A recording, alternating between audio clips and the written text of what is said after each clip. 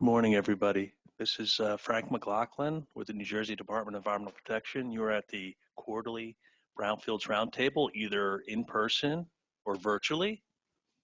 I'd like to welcome everybody that is here and also our virtual partners joining us. We are going to be starting right now. This event will be recorded. Questions from our virtual world will be coming through to our will be coming, and we'll do our best to answer those questions. We have a terrific agenda today. We have, well, I'll introduce the folks as they come up. We are going to have a lot of discussions about our office and the Brownfields program in this quarterly roundtable for today. So there's going to be a lengthy discussion period at the end where we hear from our partners that are both here and virtual, so we can have a nice dialogue about our program and some of the exciting initiatives that are coming up. Without further ado, I'm going to ask our first guest to come up, Gwen Zervis, who is the director of the Remediation Management Division within the Contaminated Site Remediation and Redevelopment Program. So Gwen, thank you so much for introducing yourself and giving us an update on our program.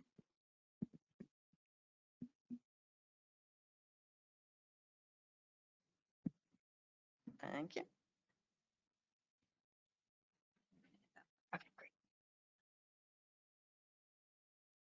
Oops.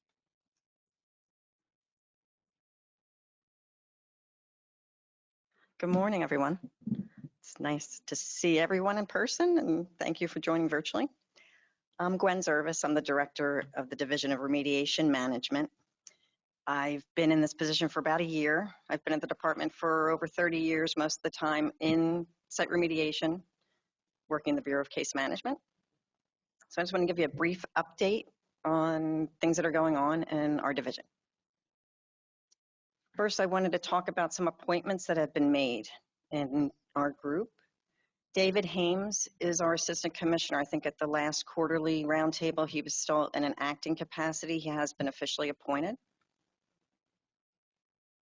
Frank DeFeo has taken over David Hames's old role in our other division. We have two divisions in contaminated site remediation and redevelopment.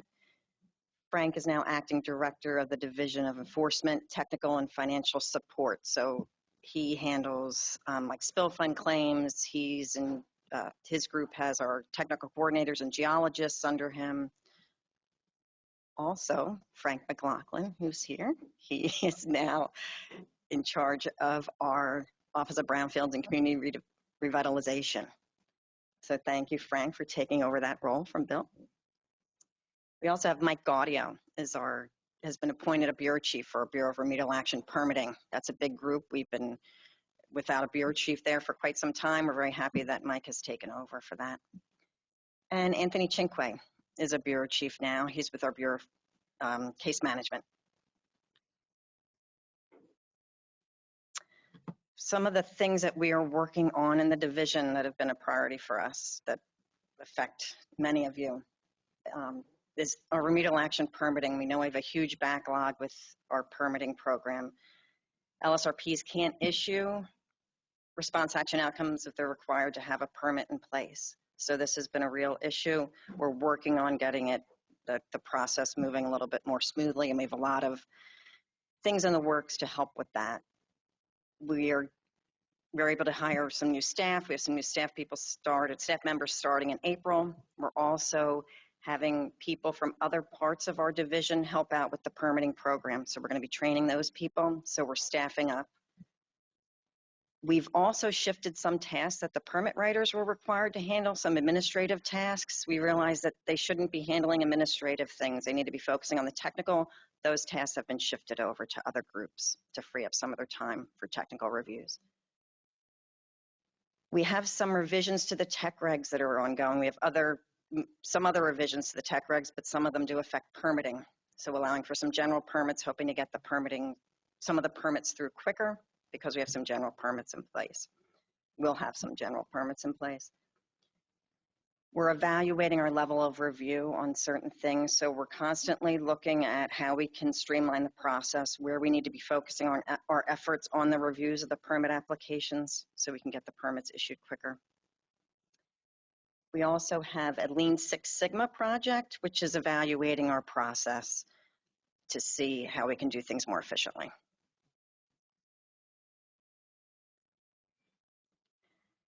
We've also been involved recently with discussions with LSRPs on what LSRPs are viewing as DEP kind of overreaching into what they've been calling their independent professional judgment.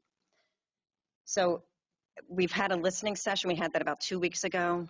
We had LSRPs, we had organizations that were invited to the listening session. They provided white papers. They let us know where they thought we were maybe overstepping our bounds a little bit in their view. We realize this is a concern. We're addressing it. We're working through how to address these issues. I think it is important that we clear up that we think maybe it's a little bit mislabeled independent professional judgment. That concept was based on the independent professional judgment of the LSRP with their client versus independent professional judgment with interacting with DEP. So we think it's important to reframe that and make it clear that we understand there may be a view from the LSRPs that we are getting too involved in our reviews and asking for too much detail, but that's different than independent professional judgment, which is really based on the independence from the client, the relationship between the client and the LSRP. So we're working on our next steps. We've had some internal meetings after that listening session. We're working on how to move this forward and just get on the same page with having LSRPs understand why we're asking for the information that we're asking for, and making sure that LSRPs are clear on what they need to document to streamline our reviews. The last thing I wanted to touch on was Frank McLaughlin's going to talk about this, but an important thing that we're moving forward with is opening up our brownfield development area application process again. I think we mentioned this back at our last quarterly. We're very excited about this. We're looking forward to it happening this spring. I'm not going to steal Frank's thunder on that. I think he's going to talk about it later. But I just wanted to introduce that that's something that is a priority of ours. That's all I have. I'm happy to take questions if you have any.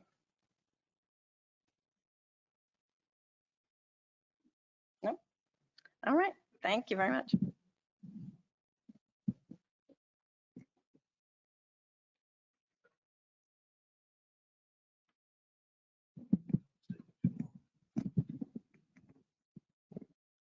Thanks so much, Gwen. Do we have any questions from the outside for Gwen? Okay. Thanks, Gwen. Would you guys go back like 2 slides? I just want to pull up the agenda again.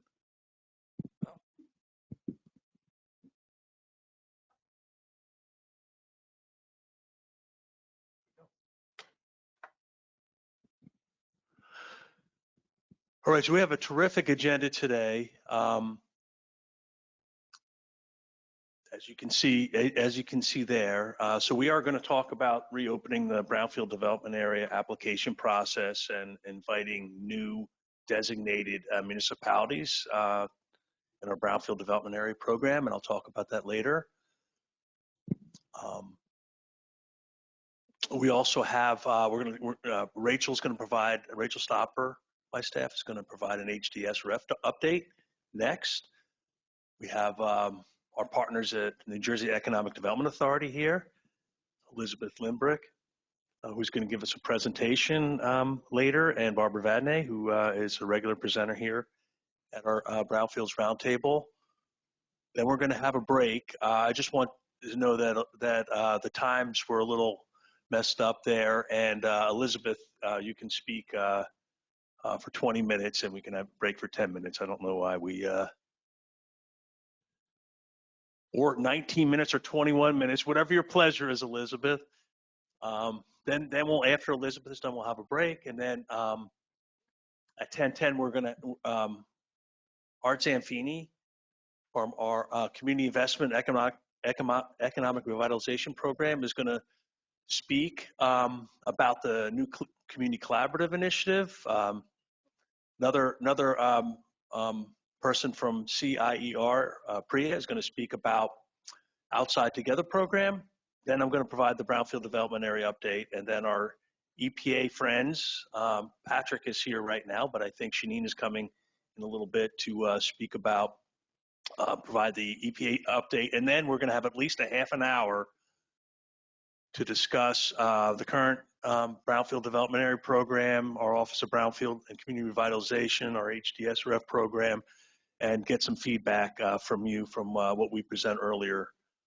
So we're looking forward to that discussion.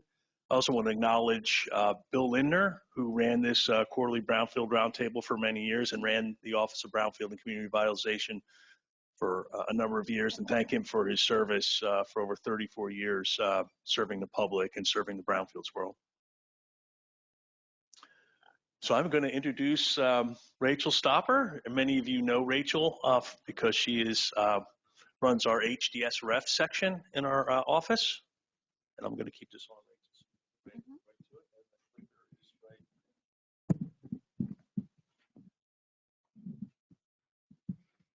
Thank you, Frank. Can everyone hear me okay? Okay. My name is Rachel Stopper, and I'm an HDSRF coordinator in the Brownfields office, and HDSRF stands for Hazardous Discharge Site Remediation Fund. So what I'm going to do today is provide a brief update on the status of the fund. I'm also going to discuss HDSRF eligibility for our BDA public entities and our non-BDA public entities. And then I'm also going to provide a brief update on the HDSRF economic analysis.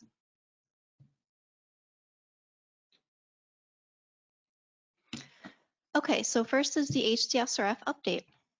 So for staffing, we still have 2 HDSRF coordinators, myself and Charlotte Leon, who is here with us today. Right now, there is currently $51.8 million available in the HDSRF. Last quarter, there was $66 million. So that is a very good sign. That means that money is getting out the door to our communities. This year, DEP has sent over about $3.1 million in grants or in recommendations over to EDA. And this is all as of March 17th.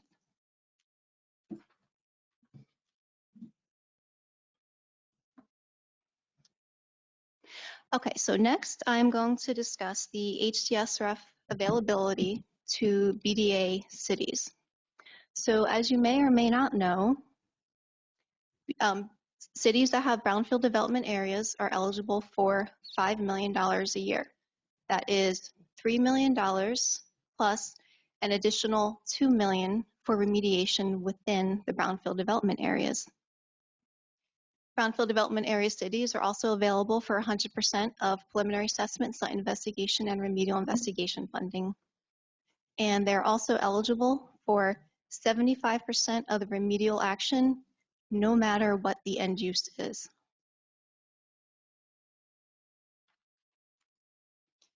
So there's a lot of love for BDAs today, so I wanted to make sure we also talked about our non-BDA cities and the HDSRF availability to them. So I thought I would put a fun graph up here. So what I wanted to go over here is what non-BDA cities can apply for. So non-BDA cities are eligible for 100% preliminary assessment, site investigation, and remedial investigation. And they're also eligible for 50 to 75% remedial action grants based on the end use. And what I wanted to demonstrate here is that the HDSRF has a specific set aside for those specific remedial action grants, which I will discuss next. And what I wanted to show is that prior to 2018, we had $5 million in that set aside for the entire state to apply for remedial action. In January 2018, Governor Chris Christie signed Senate Bill A 1954, which reduced the $5 million down to $2.5 million. And for several years, we only had $2.5 million to go out to the entire state for all of our remedial action applications. And that was really challenging. Recently, in August 2021, Governor Phil Murphy signed A 5841, and that not only increased the 2.5 back to 5 million, but it brought it all the way up to 10 million. So that is the amount that we have available for our non-BDA public entities. And the reason why I'm going over this is because you never know when there might be a Senate bill proposed that can change the amount that we can allocate to our public entities. So it's important to apply now.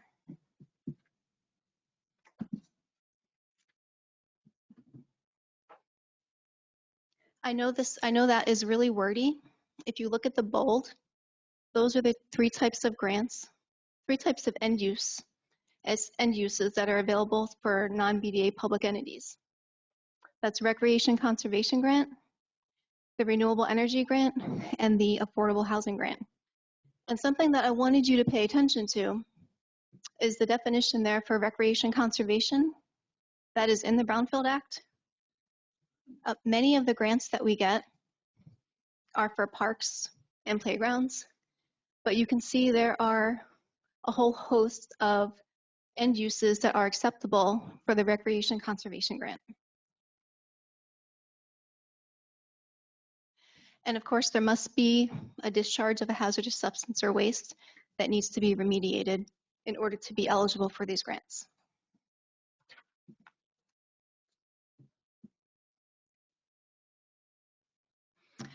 And finally, I was asked to provide a brief update on the economic analysis.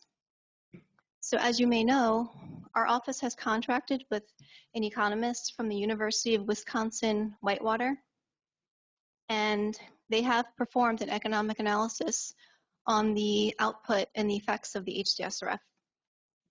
So we wanted to be able to answer questions like, what was the impact of the HDSRF on our communities and the local economy? And we wanted to be able to quantify and measure that. And that can be challenging with end uses like parks. Like how do you measure the effects? And you're going to be able to see that in a report that's coming out.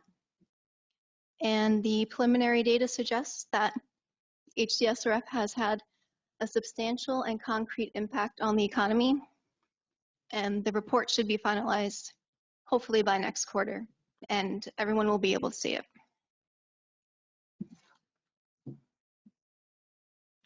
And that's it. Are there any questions?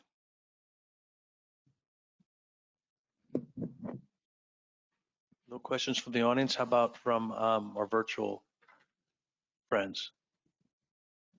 No questions about money? Yes, Elizabeth. Oh, Sure. So you can think of the nonprofit grant exactly like the public entity preliminary assessment, site investigation, and remedial investigation grant. Nonprofits are eligible for 100% preliminary assessment, site investigation, and remedial investigation.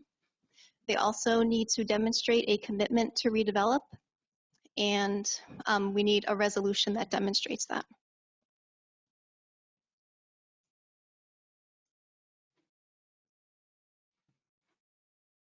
Are there any other questions? All right, thank you. thank you so much, Rachel. Do we have any questions from our virtual friends? We just got a question in, like as Rachel was walking away. Laura Tessier said, for eligibility, if the site was a municipal waste site now being remediated, is it eligible for funding? So that sounds like it could be a landfill, perhaps, maybe DPW type site. And yes, publicly owned properties where the public entity may be the responsible party, yes, they are eligible for HDSRF. They need to demonstrate a commitment to redevelop, but they are not eligible for Spill Act exemption, and they would need to pay annual fees every year, just like any other responsible party.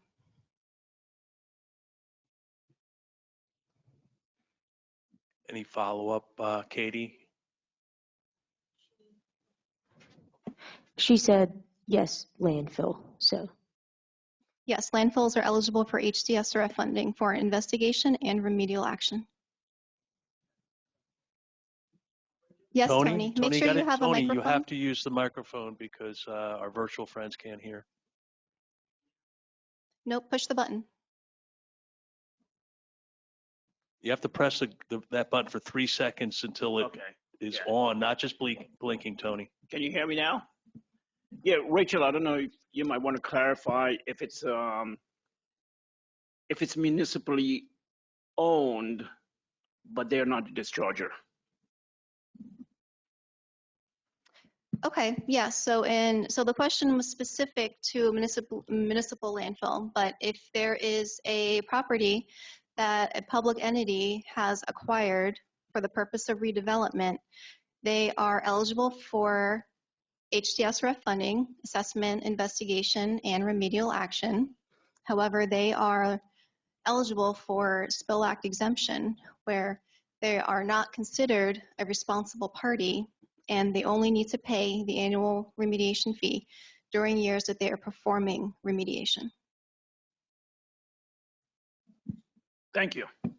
Sure. And Rachel's used the word redevelopment several times. So these are for landfills or other sites that are intended for redevelopment purposes. The HDSRF is remediation for redevelopment. So we have another follow-up question from Alex Saltzman, who said, does the foregoing of the Spill Act exemption in that example require the PRCR to meet timeframes? No, they are not. The public entity is not, they do not have to follow mandatory timeframes. Another question from Rick Scheuer.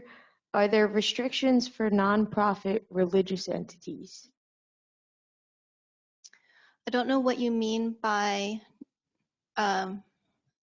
restrictions, but I did clarify earlier that nonprofits, if you're a 501c3, you are eligible for HDSRF funding, but you are not eligible for Spill Act exemption.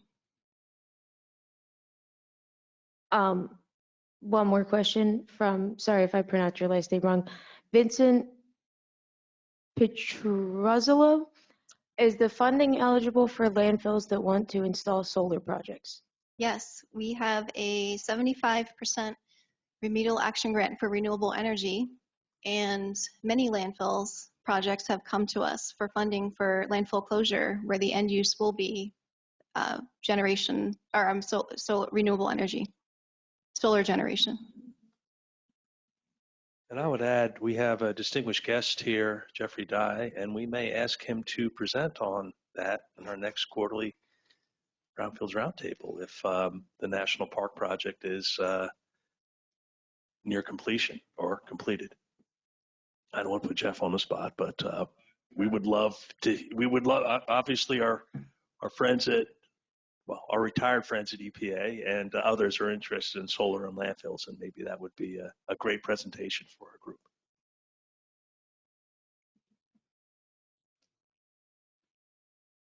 Any more questions, Katie? No more questions. All right, thank you, everyone. You're dismissed, Rachel. Yeah.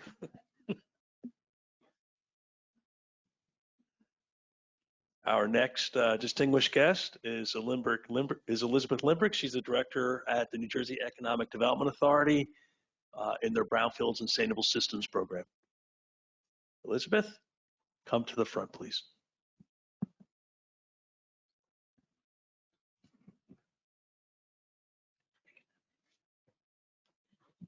Thank you, Frank. So we're the Economic Development Authority. I think most of you in this room probably know us by now, but for those of you who don't, we are the economic arm, economic engine for the state of New Jersey, and we recognize that brownfields are really an important contributor to the economy, and we're really looking forward to the University of Wisconsin report as well. So it just kind of continues to support what we already know, but getting the word out is great. We have several programs. So the first one you just heard about with Rachel is HDSRF. So DEP runs the technical piece of that. And then once they make a recommendation for funding, it comes over to EDA. And then EDA actually processes the money side of stuff. We also have forthcoming, which is what I'm here to talk to you today about, is the Brownfield Redevelopment Incentive, our tax credit. But I can't let an opportunity go by without mentioning a couple of our other programs too, which is our Brownfield Impact Fund, which is supported by the US EPA Brownfield Revolving Loan Fund grant, and a US EPA Brownfield Planning and Assessment Services grant that we have as well. So just a quick update on both of those two programs. The Brownfield Impact Fund, we're fully committed on one portion of that program, which is we did have some money set aside to do subgrants, and we have good updates there. So in Camden, there was a property that had a real environmental justice issue with a large soil pile right among the residents who lived there, and it was definitely something that needed to be addressed. It's a huge soil pile. We're only tackling one portion of it that was on city-owned lot, but that portion has now been tackled. We've removed that portion of the soil pile, done the field work out there, and now we're doing the paperwork behind that. There is some more soil piles still to go on some of the other lots. And then we're also working with J.R. Capasso, who's here from the city of Trenton, on another site. So hopefully that will be getting underway in the next few months. For our Brownfield Planning and Assessment Services, we've done work with a lot of different cities, a lot of the cities that are often are considered the ones that are under-resourced cities. And talking about landfills, we just did work with one city and really looked at how they can reuse that landfill site. And I think it was a really good use of the funding because it's something they never would have done if they didn't have this opportunity. So the way it works, we procure contractors, we send them out to the sites and perform these services. So that's what we did in this case. So no muss, no fuss for the municipality. They don't have to do a whole procurement and stuff. We've already handled that on our side. They don't have to spend money, right? Like we're handling that piece of it. So in that particular case, again, that's not something they probably would have done, but we were there to provide that service. And now they're lined up and they're applying for more grants from DCA and Green Acres. And they're in a really good position because of all the work we did with the community engagement and planning services that we provided for them. But here is what I really wanted to talk about today is the Brownfield Redevelopment Incentive. So the entire program is huge. It's $300 million over 6 years. It was actually signed in, I believe it's 2021. So by the time we actually launch this program, we're going to have a couple years worth of tax credits to roll forward. So it would be $50 million a year, but the first year we're going to have more than just 50 million.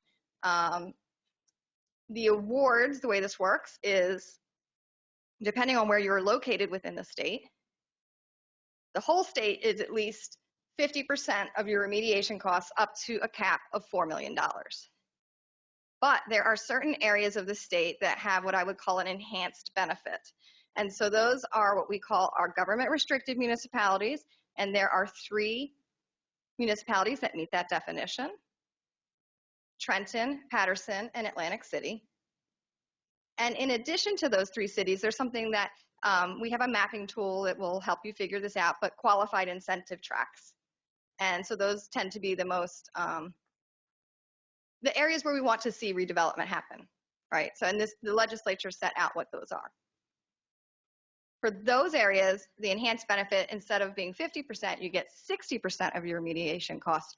And instead of a cap of 4 million, it goes up to 8 million in those areas. It is going to be a competitive application process. I think because we have so much money, I don't necessarily anticipate being oversubscribed, but there will be a competitive process, which means we will announce a date for when we're going to be accepting applications. There'll be a date when we launch it and a date when we close. We will then take those applications, first determine that they've actually, met basic eligibility criteria, and then we will be scoring them. And the ones that rank highest get to go forward in the process. Again, so if we're oversubscribed, that would mean the folks, there really would be like very important with the ranking. If we're not oversubscribed, as long as they're eligible and they meet a minimum score, they would still move forward as well. Because it is competitive, we are not going to be able to talk project specifics. This is very similar to when you talk to your friends at EPA when they launch their competitive grant competition, similar model to that. We can talk about your project specifics now while the window is closed, but once it opens, we don't want to be giving people like an unfair competitive advantage. So we're going to be much more tight-lipped during the open window period. So come talk to us now if you have a potential project that you want to, see how it fits with the program. We do have included most programs at EDA have a construction prevailing wage aspect to them. This one is no exception. So we do have our regular construction prevailing wage that attaches to the site, and it goes for up to 2 years after you receive your tax credit. In addition to that, this bullet point here is something that's somewhat unique to this program, which is it also has prevailing wage for building services. And that attaches for 10 years following project completion and issuance of the tax credit. So building services, it's not that many actual titles that fall within it, but it's your basic general building services. So janitorial, cleaning, window cleaning, building site security, things of that nature. The tax credit is issued after the remediation is complete. So you come in now before you start your remediation. You go through our approval process, and then you do your remediation, and once it's complete, that's when you actually get your tax credit. It's a one-time tax credit. We're not like spreading it out over a period of time. Come in, complete your remediation, you get the whole thing. And one thing that's very nice about it is that it is transferable. You can transfer it one time, which means you can sell the tax credit. And we anticipate probably everyone who comes in is going to be doing that. Some basic eligibility about the brownfield tax credit. Number one, site has to be a brownfield site. We base it on the New Jersey definition. So either current or former commercial or industrial property that's either vacant or underutilized and has contamination. And it is expanded beyond that, and it does include contaminated building materials. So asbestos, lead-based paint, things like that. You have to be in good standing with our sister agencies, including DEP, Department of Treasury, and Department of Labor and Workforce Development. Applicant also needs to have a letter of support from the governing body. We just talked about the prevailing wage piece of it. This next one's a big one. The applicant cannot be in any way liable or responsible for the discharge at the site. So this goes back to the Spill Act and Spill Act liability. There's a couple things we've been working through with DEP. One is you could do a pre-purchaser ACO. That would be one way that you could come into the program. Other opportunities would be perhaps you don't own the site, but you're leasing the site or something like that. that's an opportunity to come in. And we believe, municipalities also have that liability exemption. So there's an opportunity for municipally owned projects to come in. You have to demonstrate that the project would not have been economically feasible without the tax credit. There is a requirement for developer contributed equity. So if you remember on that previous slide where we talked about most of the state being, in one bucket with the 50% remediation costs up to $4 million, and the other bucket being the enhanced areas of 60% and $8 million. This aligns with that same thing. So most of the state, it's 20% of remediation costs, but in those special areas, the GRMs, the government restricted municipalities, and the qualified incentive tracts, it is a lower threshold. So it has to be 10% equity. You have to demonstrate to us at the time of application that you have access to perform the remediation at the site. As with most of our programs at EDA, you have to demonstrate that a project financing gap does exist. And then one last thing at the bottom of the slide here in green, if you have already commenced remediation activities beyond assessment and investigation, then the developer does have to certify that they could not have reasonably known the full extent of contamination without starting those remediation activities. Now, again, assessment and investigation is exempt from that, but the actual cleanup activities would require that certification.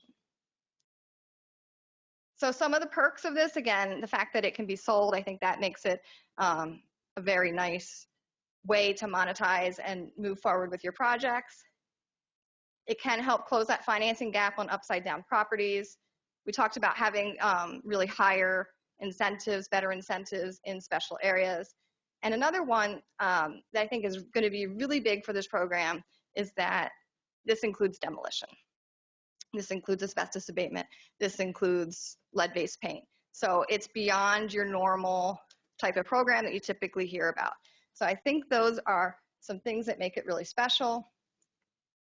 We thought about what is the ideal project that would really fit within how this program is designed. I think it's going to be sort of a larger scale project based on, the amount of work that goes into putting together a tax credit deal, the fees associated with it. It's probably going to be a little bit of a larger scale. I think demolition will be probably a pretty popular choice that people will be making on that. We talked about this, but this is a really important thing I want to drill home, is that piece about the Spill Act liability. So I think in most cases, it's probably going to be a site where it's not the owner coming in. It's somebody who's either leasing it, has a purchase sale agreement to close on it afterwards. Could be a municipality. It could be somebody that is going to get that pre-purchaser ACO from DEP. So there are some other opportunities there as well.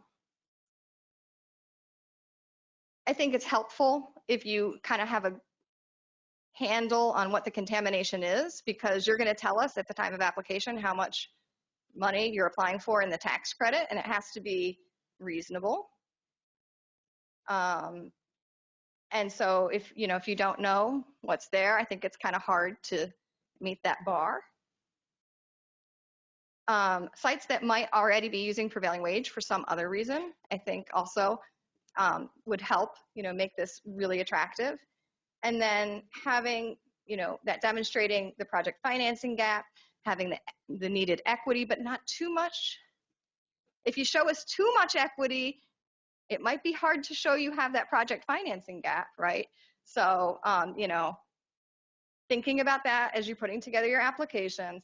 And then I do anticipate probably everyone that comes in is going to have to probably have a bridge loan for the tax credit, because otherwise, again, getting back to the project financing gap, I think it would be very difficult to show that you have a project financing gap. But who knows, people could surprise me. Maybe there's other ways to do it. So we're hoping to launch this, I will say soon.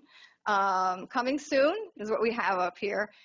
We anticipate this summer that we'll be launching the program. You can send an email to us, bftaxcredit@njeda.com, and you can be added to invitation for webinars and other updates.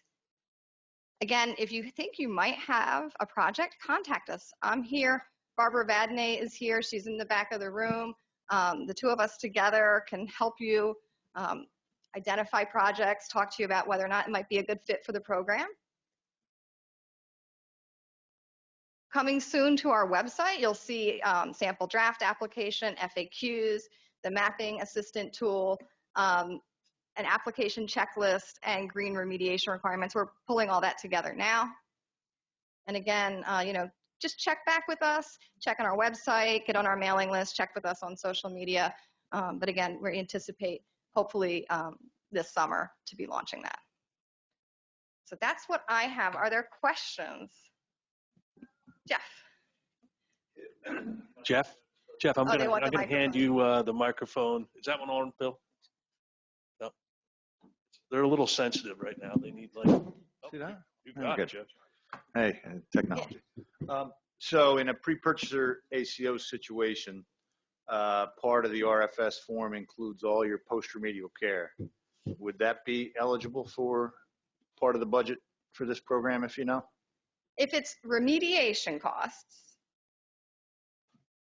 and it fits within the time frame. So the time frame is you have basically 6 years from board approval to complete your remediation. Okay. To me, that seems like a cost that I don't see it being excluded.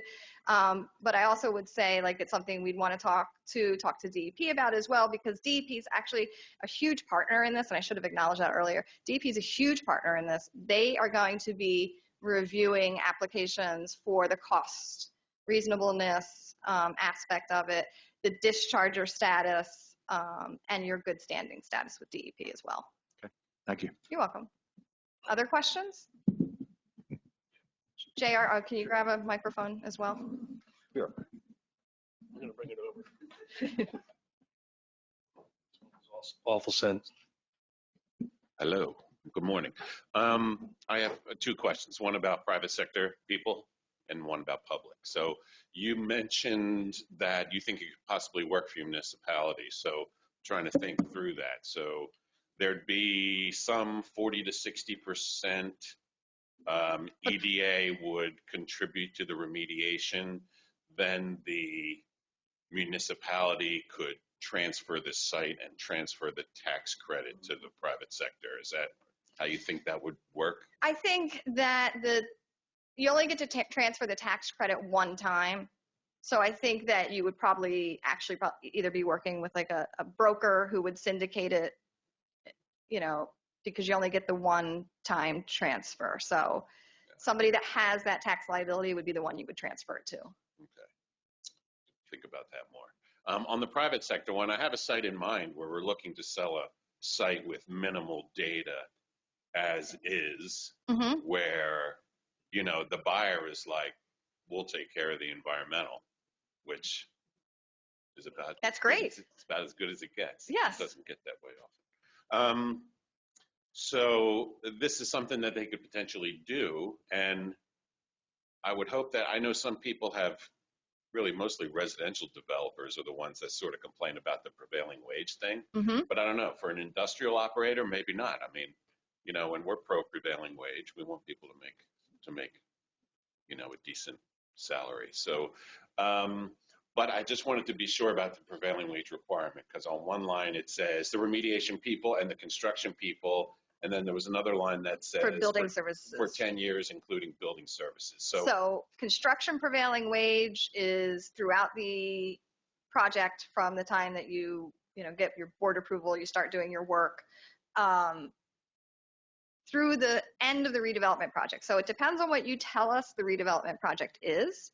Is it a remediation only project? Is it something more than remediation only? We're going to look at your finances, to make some of those determinations as well. But if it's a remediation only project, assume it ends at remediation. However, the way EDA looks at sites is we keep it open for 2 more years after the tax credit is issued. So if we start to see like there's other construction happening, we're going to question that, and whether or not, that might also be part of construction prevailing wage. Yeah. So that's construction prevailing wage. The special one, the building services, is the 10-year tail that goes from the time of, it extends from the time you get your tax credit. So you've completed your remediation, you've come in, you've got your tax credit, it goes another 10 years. Okay, so by building services, is that, so it's limited to the building service thing? Or if it's Yes. an industrial operator and they build a factory and create 50 jobs, those 50 jobs would They're not not- be subject to prevailing wage? Not unless they fall within the title. So their cleaning services would, Okay, but just the titles that fall within what building services is. And it's general building maintenance. It's not like HVAC stuff or Okay. complicated stuff. It's just general cleaning, maintenance of a building. well, I think we'd certainly want to understand this better and Great. be able to kind of market it to people that we're selling property to, even stuff like that we sell at auction. That'd be terrific. So that sounds good. The municipal thing, I don't know. I try to keep it simple, but I try the to money- too, but there's Yeah. just complications that Okay. happen. And thanks for the other money. I want to say it publicly. Oh, The, You're very welcome. And yeah. well, we have to thank EPA too, because we wouldn't be able to do it without them. always. Thanks. Okay, thanks. Laura? Laura, hold on a second, because our virtual audience won't hear your good words. I just have a couple questions about the cost of this. Is there an application fee? And also, is EDA providing the bridge loan or the opportunity for the bridge loan that would fill the gap here? So yes, there's an application fee, and if you go, I believe on our website, I think we have the information. If we don't have it now, we'll have it soon. But we broke it into 2 different projects. So one is with total project costs under $5 million. The application fee is $2,000. For total project costs above $5 million, it's, I believe, $5,000 application fee. And then there are other fees associated with it, like approval fees, and then tax credit transfer fees, things like that as well. What was your other question? Oh, about bridge loans. So we don't have a specific program designed just for this program, but we do offer other kinds of loans, small business services loans. So we could, put you in touch with those groups to see if that's an opportunity to, to do a bridge loan that way. You good, Laura? Okay. Tony? All right, Tony, use the microphone. Thank you. So you just talked about the fees for the applications. Yes, If they are not awarded the applications, the fees reimbursable or it's a no? absolutely not. Our fees are non-refundable. Do we have some questions from our virtual friends? Yes, we had one question. And Elizabeth, since you corrected yourself, I'll correct myself too. I forgot to mention the partnership that we have with EDA for the HDSRF. So the HDSRF is administered through a partnership between DEP and the EDA. And then here's the question for Elizabeth from Kaylin Bruno. Can you talk more about the green remediation requirements? Sure. So this was written right into the law by the legislature, is that there are green building requirements associated with this. And we had to think long and hard as we built out our rules on this, because we did say, that there could be remediation only projects could come in, because this funding really only funds remediation. So we created our very own green building manual. We called it a green remediation, I believe, green remediation guide or manual that is now posted on our website that provides information on how you would, meet those green remediation requirements. It's going to be stuff like, again, we're assuming there'll probably be demolition for a lot of these. So it'd be recycling of construction debris, soil reuse, things like that, for remediation only projects. If you have a project that is more than remediation, when you come in and you say, it's a whole redevelopment project, I'm not just doing remediation, I'm doing remediation plus building this awesome new great thing. If that's the case, we have another manual that applies to that construction piece. And that is available from us as well. It's the same manual that applies to our other programs and the same real estate tax incentives. So our Aspire program and our Emerge program, we would use the same standards as they would for that piece. Any other questions from the virtual audience? Okay. Thank you, Elizabeth. And I would also, you heard Elizabeth say, talk to her early before the application process starts, hopefully this summer. So I know myself and our staff have gotten a lot of questions about is demolition of buildings eligible for HDSRF? Do we pay for asbestos? Do we pay for lead abatement? And Rachel and I have to provide the bad news to our the folks inquiring about it. And you heard Elizabeth say that things like asbestos, lead, demolishing of buildings is eligible. And talk to them, talk to both Barbara and Elizabeth now before the application process opens up this summer. Any questions from our virtual friends? There was one more question for Elizabeth that came in. This is from Laura Tessier. Can you speak a bit more about the Spill Act liability in relation to municipal ownership of the sites where the municipality was responsible for the discharge? Well, if you're responsible for the discharge, then you don't have Spill Act exemption. So unfortunately, a site like that would not be eligible to come into our program from the municipality. However, if the municipality had a developer who, came in, that developer would be eligible for the program because they're not the responsible party. Thank you. And Laura actually wanted this clarification for your program and also the HDSRF, and I can clarify this question again. So if you are a municipality and you are Spill Act liable, you are eligible for HDSRF. However, you do have to pay your annual remediation fees every year. You are not eligible for Spill Act exemption.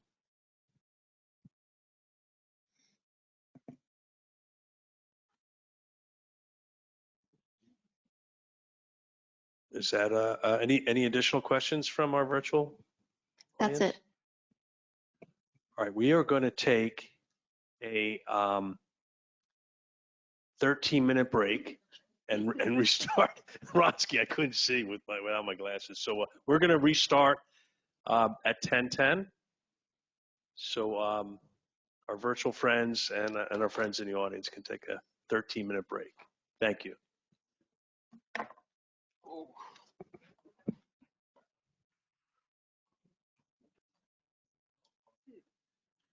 Are we okay from the virtual side? Are we up and running, Rachel? We're all good to go, Frank. All right, awesome. Our next speaker, who might be virtual, is Art Zanfini. Art is a bureau chief in the Community Investment and Economic Revitalization Program at the New Jersey Department of Environmental Protection, and Artie has been a terrific partner with the Brownfields program for many years, including assisting with illegal dumping in places like Camden and Trenton. So welcome Artie virtually, because I don't see him in the audience here. Hello, Frank. Can everybody hear me? Yeah. Yes. All right. Next slide, please. If we could. Oh, I'm the one. Am I the one who controls the slides? I apologize. Oh, there we go. Okay. All right. Hello, and thank you for this opportunity today to talk to you a little bit about the relaunch of the Community Collaborative Initiative. As Frank noted, my name is Artie Zanfini, and I'm the manager for the Office of Community and Local Government Support here at the NJDEP. Quick little background on me. I started with the NJDEP about 25 years ago or so as a shellfish biologist with Fish and Wildlife. And after a few years, I moved over and became a regulator with the Compliance and Enforcement Program, where I spent a good portion of my time, about 20 years there. And then within the last year, joined the newly formed Community Investment and Economic Revitalization Office under Assistant Commissioner Elizabeth Dragon. And quickly, just to apologize, technology is not my forte. And I definitely turned off all of my email and computer notifications, but I still hear them in my headset. So if you can do, I definitely apologize.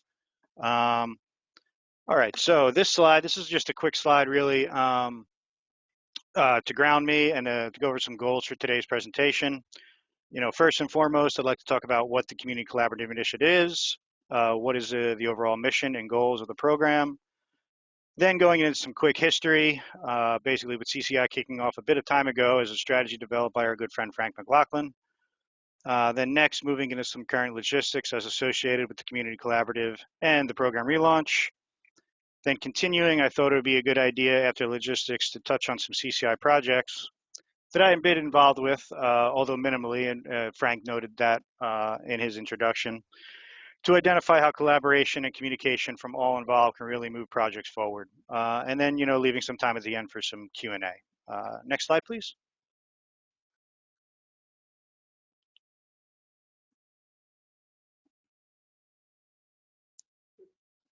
So what is the Community Collaborative Initiative?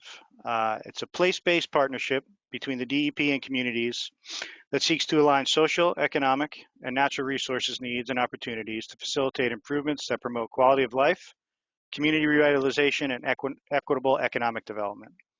Just some overarching goals for the program, looking to build and maintain mutually beneficial relationships, both within the DEP, the community, and with local governmental partners and sister agencies to allow for and to facilitate collaboration.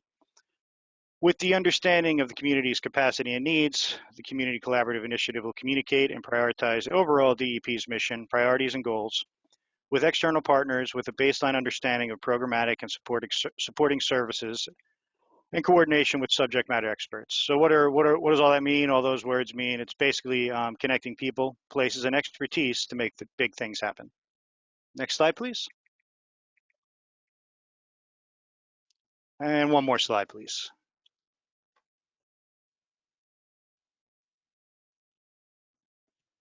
So some quick history. As noted before, prior to 2013, the Community Collaborative Initiative worked with Camden out of the Office of Brownfield Reuses and Brownfield Redevelopment. Later in 2013, the partnership with the City of Camden, Coopers Ferry Partnership, Camden County, and the EPA was formalized. Between 2015 and 2017, there was an allowance for the expansion of the initiative into the cities of Trenton, Perth Amboy, and Bayonne. And then in 2019, the Community Collaborative Initiative moved from initiative to a program with enhanced support and funding that allowed for expansion into 8 additional cities, Bridgeton, Jersey City, Millville, Newark, Patterson, Paulsboro, Salem, and Vineland.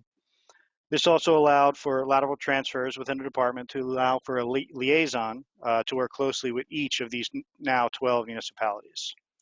Next slide, please.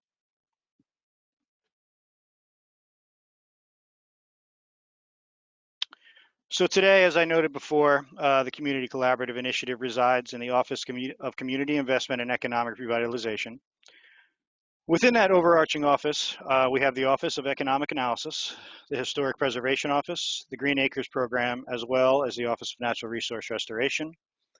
And drilling down, working closely with the CCI team now is the Office of Local Government Assistance, which serves as the main liaison or support touchpoint for all 565 municipalities and the elected officials within those municipalities.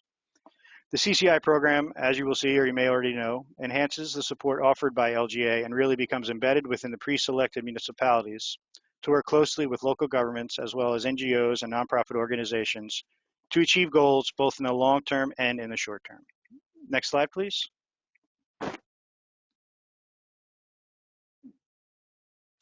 All right, so why a relaunch? You know, where are we now, basically? Honestly, we are just getting started.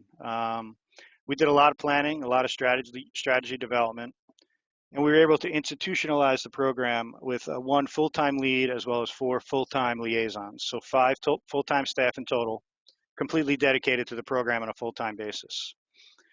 To date, we are still working through onboarding, However, we have our lead for the program. Some of you may know Vince Calaguire, who has previously worked with the CCI team as a liaison for some municipalities in Southern Jersey.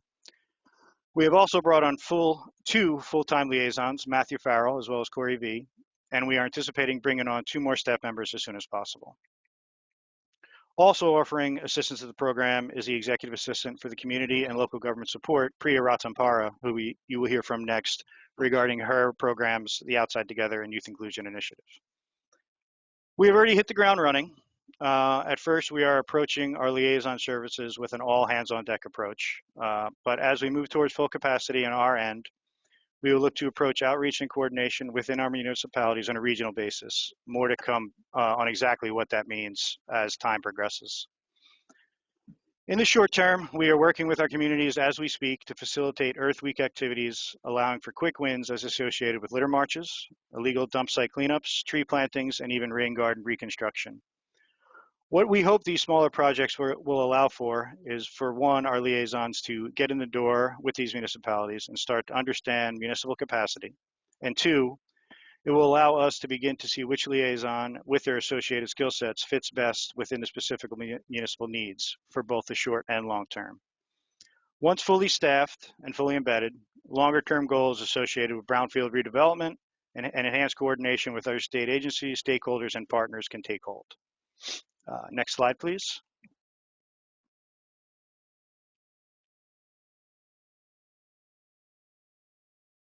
Just a quick slide introducing a good portion of the team now. And we are confident we should have the other 2 liaison positions filled within the next month or so. Fingers crossed, but please just bear with us. Next slide, please. So I wanted to take these next few minutes to discuss 2 very influential projects led by the previous CCI staff that I had the pleasure of getting involved with, again, although minimally, which allowed for department-wide collaboration and programmatic expertise, as well as municipal and nonprofit involvement. You may have heard about these projects before, but I think they are fantastic environmental stories and really showcase well the ability of what the CCI program can accomplish. Next slide, please.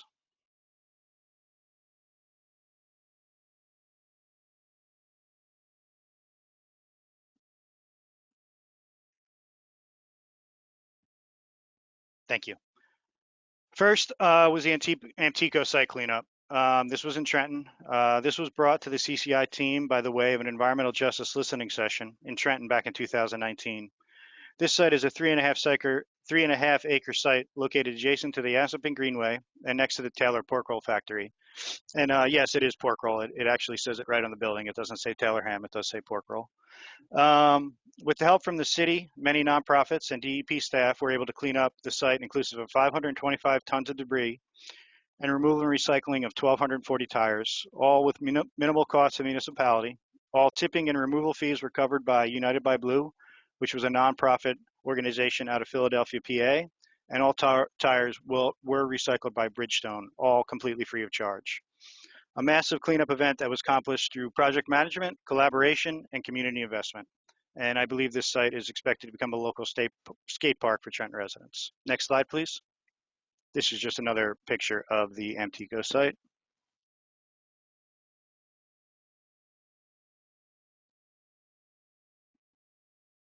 And as you can see, a lot of debris, a lot of household debris, a lot of issues for this site within the Trenton municipality.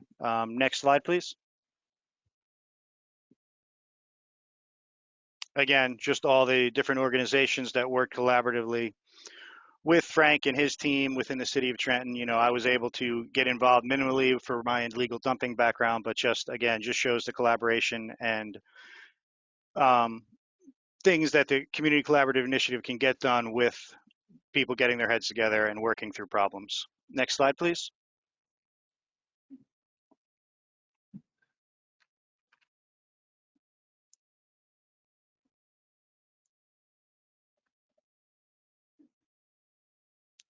Thank you. Next is the Camden Lab site. Frank, brought this site to me back probably about 2017 or 2018. Seems like ages ago at this point, pre-pandemic. Mainly because he brought me in because I have a bit of an illegal dumping background. And my first thought was, wow, this is going to be a great project, but it's going to take some time. There were charter schools nearby, right in the middle of a residential neighborhood. Just not a very good situation. However, after some time and bringing the right people to the table, the CCI program at that time was able to secure a large HUD implementation grant that started and moved forward to cleanup and redevelopment. And you can just slide through the next couple of slides, kind of shows, what Frank and his team were able to accomplish by bringing the right people together. Really goes from start to finish the site with the major illegal dumping site all the way through to the redevelopment. But if you could just slide through the next couple of pictures just to give an overarching idea of, the start to finish of the site itself. This slide just shows, you can keep going, but this slide just shows some high-tech cameras that were utilized to catch and prosecute some individuals illegally dumping material. The site was cleaned up. Obviously, as you see, the buildings were knocked down.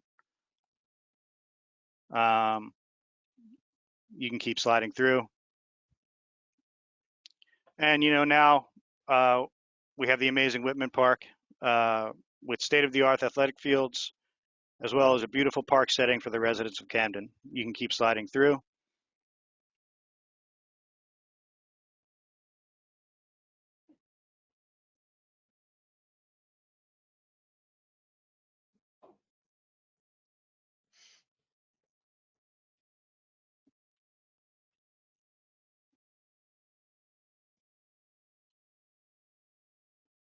You can keep sliding through. I apologize. All right, thank you. So that about wraps it up for me. I threw some contact information up there. And again, just please bear with us. We're just relaunching the program now. Not yet fully restaffed, but once we are, we can start thinking about the larger redevelopment projects and working with the Brownfields office much more closely to get some of these larger projects accomplished as times move forward. I guess I could take some questions now if anybody has any.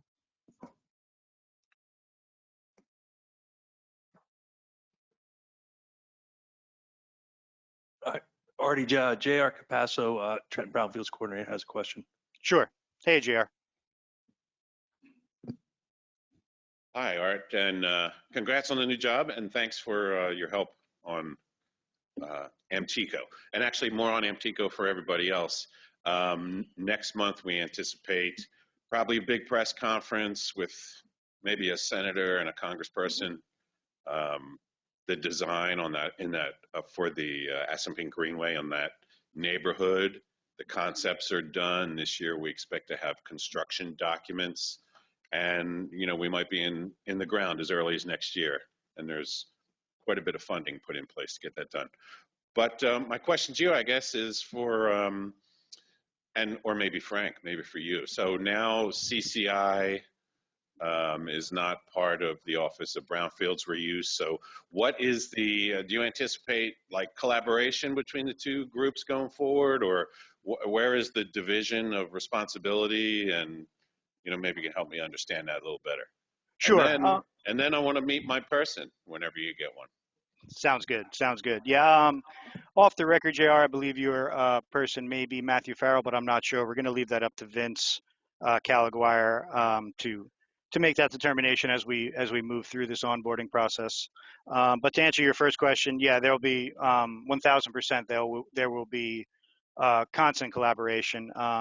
Frank and his chain of command, we have already spoken numerous times, and we already have numerous check-in meetings set up. We're not the experts. We're the ones who are bringing the people to the table to make sure that the right people are in the room for everybody's benefit to get projects moving forward. So we're not here to step in the way. We're here to collaborate 100% with the Brownfield office and Frank and his team. Frank, I don't know if you want to add anything to that. Yeah, thanks, Artie, and thanks for the question, JR. So any site remediation issues or contaminated site remediation redevelopment issues should come to our office. Jamila Harris, who was the Community Collaborative and Liaison from 2019 to 2022, will continue to work on the Amtico site from the site remediation perspective and redevelopment perspective. And she'll be available, JR, for that site and for the brownfield sites in Trenton going forward. And of course, we will continue to work with Artie and his staff, and if it's Matthew or Vince, we will work with liaisons, and when we know cross-program expertise is going to be needed for a lot of these sites. And on the site remediation and redevelopment side, we'll be answering. We'll continue to work with JR and the Trenton team, but for things like illegal dumping and stuff that's outside some of the major program expertise, you'll be contacting the Community Collaborative Initiative. Sounds great. Perfect. Thank you, Frank. Anything else, Artie, on your end? No, nothing else on my end.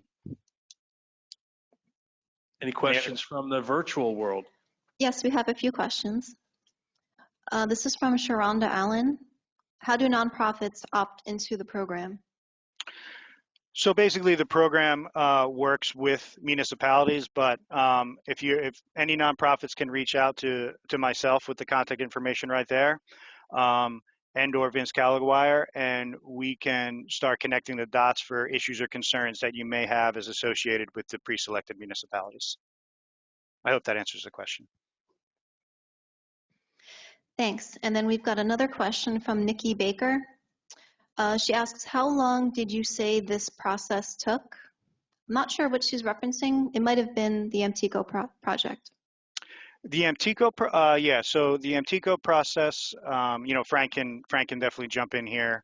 But from listening session, so I guess we had an environmental justice listening session, and then we acted pretty quickly. Frank got involved with the compliance and enforcement program. We got some volunteers out there over, I guess, about a week's time, Frank, working with Jamila Harris very closely from Frank's team. We were able to facilitate, Trenton, DPW assisting with getting piles of debris into dumpsters, and United by Blue, who again was that nonprofit who took on all the tipping fees, and then the labor, the boots on the ground labor was, a myriad of nonprofit organizations, volunteers, DEP volunteers, community volunteers. The mayor was there, and a lot of, we had to go in the woods to pull the tires out so that Bridgestone could come and collect them. So I'd say the cleanup, probably about a week's time. I don't know, Frank, what do you think about that? You think that makes sense?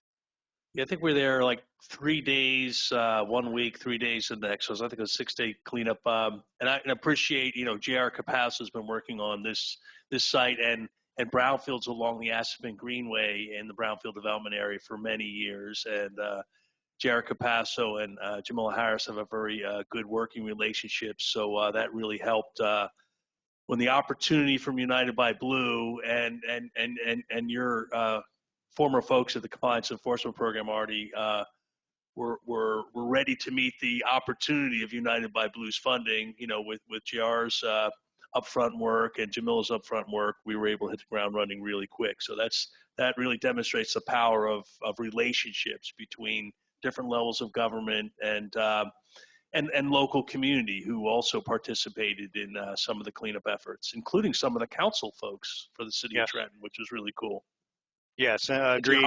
Jamila, do you want to add anything to the?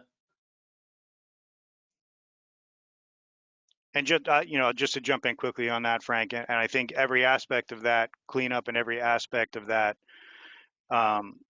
project, it couldn't have happened as quickly as and efficiently as possible if everyone wasn't on board and everyone wasn't involved with getting that project accomplished. So. Yeah, so I remember the initial outreach was you were looking for sites with solid waste dumping that were near waterways. Mm-hmm. And so I provided a couple examples. Amtico is definitely the worst. So, and Art already talked about all the stuff that was removed. So basically all the solid waste and all the tires they can get their hands on, we still think there's about 4,500 yards of demolition waste, which was not part of it, but United by Blue definitely did fund all that. They even took like 33 roll-offs of solid waste. One of them was asbestos containing material. So they did a great job for us. So we think the environmental is pretty easy there. There's an old, there's mostly a basement floor, which we hope is going to be a cap over a bunch of historic fill. This wasn't an original Assunpink Greenway site, but in about 2013, 2014, we had an opportunity to buy it cheap when someone else came in and bought it from a bank who had liens on it. So, and then he tried to demolish the property himself, took all the scrap metal out and left all the demo debris behind. So all of this funding we have for park construction, the first thing it has to do is deal with that remaining C&D waste, construction debris, because the environmental is pretty simple, you know, historic fill, but we can't get a sign off from the LSRP on the cap, which is this concrete slab, until they can actually see it, until we get the stuff off. So as far as the city, we've been working on it since about 2013. And, but we do appreciate that. That was a very cool job. And hopefully more companies like United by Blue will step up. You know, they contacted DEP, I understand. DEP contacted us. And that part really did happen pretty quick. So thanks. Thanks, JR. Yeah, and already had a relationship with United by Blue, so that really helped on that end, because yeah, that was their requirement, JR. They wanted solid waste near a water system, and then and they came through when you introduced them to MTECO. So yeah, that's the power of you know, experts working together at different levels of government and within different programs within DEP. Jamila, did you want to add anything from all the work you did at the for the project? Tony, pass her the mic, please. Tony, give up that mic. Can everyone hear me? I just want to say I really enjoyed working with the city, working with the residents, and that's just, as Frank pointed out, it goes to show the power of relationships. I look forward to working with the city on getting the project closed and moving forward. But I just think it's a classic example of how if everyone's on the same page, we can all work together and make real change for these communities. Yeah, thanks, Jamila. And I think Artie, one of the programs that's in your greater program area under Elizabeth Dragon, Green Acres, is also providing some funding for that, for the MTECO site, if you want to elaborate. You put me on the spot there, Frank. Yes, Green Acres. I'm just not exactly sure what funding we're speaking. If you can elaborate on it, go for it, Frank. No, I just know Green Acres is putting some money in, and I know JR probably knows the more details. Okay, JR. I think we have something like 5 or 6 million for park construction. So, and it's actually more than we had thought, but there's a substantial Green Acres portion, and this is basically includes MTECO, but it's everything kind of from Taylor Pork Roll. It goes about 4 blocks to North Olden Avenue. So there is, and this site was also a catalyst site with the US EPA's area-wide planning grant. So that area was one or two of the catalyst sites from that grant, which was awarded to our nonprofit Isles. It was subject to a lot of community outreach and a lot of stuff. So, so this is really turning out to be a real interesting story. But I think it's definitely Green Acres money, but there's also some private sector funding, like our Taylor Street site on the other end is going to be soccer fields that are badly needed in the city, and there's funding coming in from an organization that funds soccer field construction. So, and all of that's going to be, you know, engineering and institutional controls. The entire creek, the entire stream valley is historic fill. So that's what's happening. But I think something like 5 or 6 million, which is most of what we need. So, you know, that doesn't happen often either. So it's good. Yeah, that's terrific. Yeah, there is a Green Acres contribution to the $5 to $6 million, Artie, and I know Jamila Harris worked very closely with Isles and the East Trent Collaborative, and that was a $200,000 EPA area-wide planning grant for the East Trenton neighborhood. So we appreciate our EPA friends who helped with that planning grant, which led to the city and us doing these projects, including MTECO. So thanks to EPA. Any other questions for Artie? Not in the room, but Rachel's shaking her head, Artie, so you have a virtual question coming. Yes, we have one question from Heidi Yo. The question is, who coordinated the stakeout of the illegal dumping in Camden? This is a big problem in the Pinelands, so we're interested in any tips you can provide. Artie, you want to take that?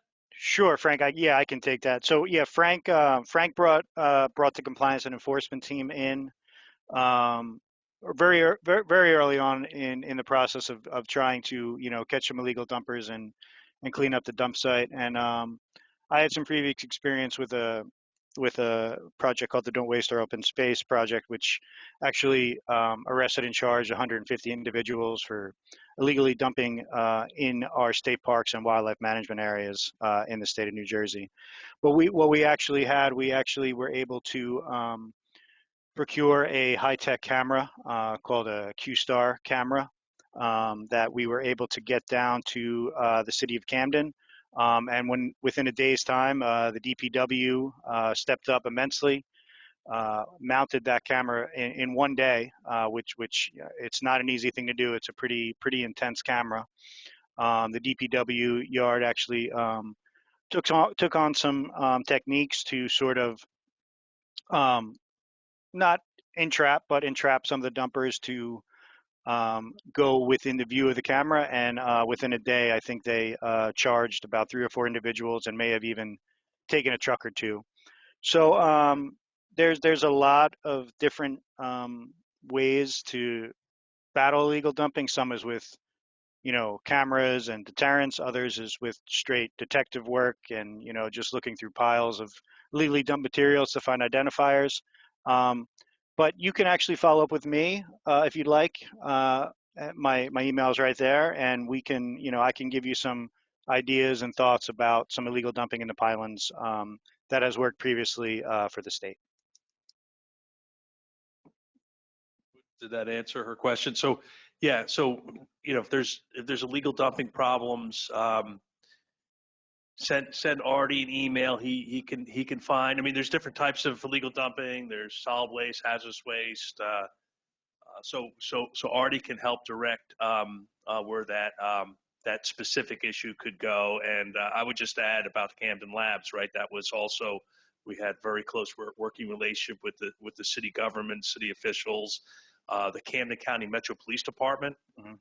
And as already mentioned, the Department of Public Works in the city of Camden, who, by the way, spend over $4 million each year cleaning up after illegal dumping in the city of Camden, most of it coming from outside sources of the city. So it continues to be, unfortunately, a problem in our cities and suburbs and our rural areas, and even our state parks, as Artie's had worked on that issue for many years.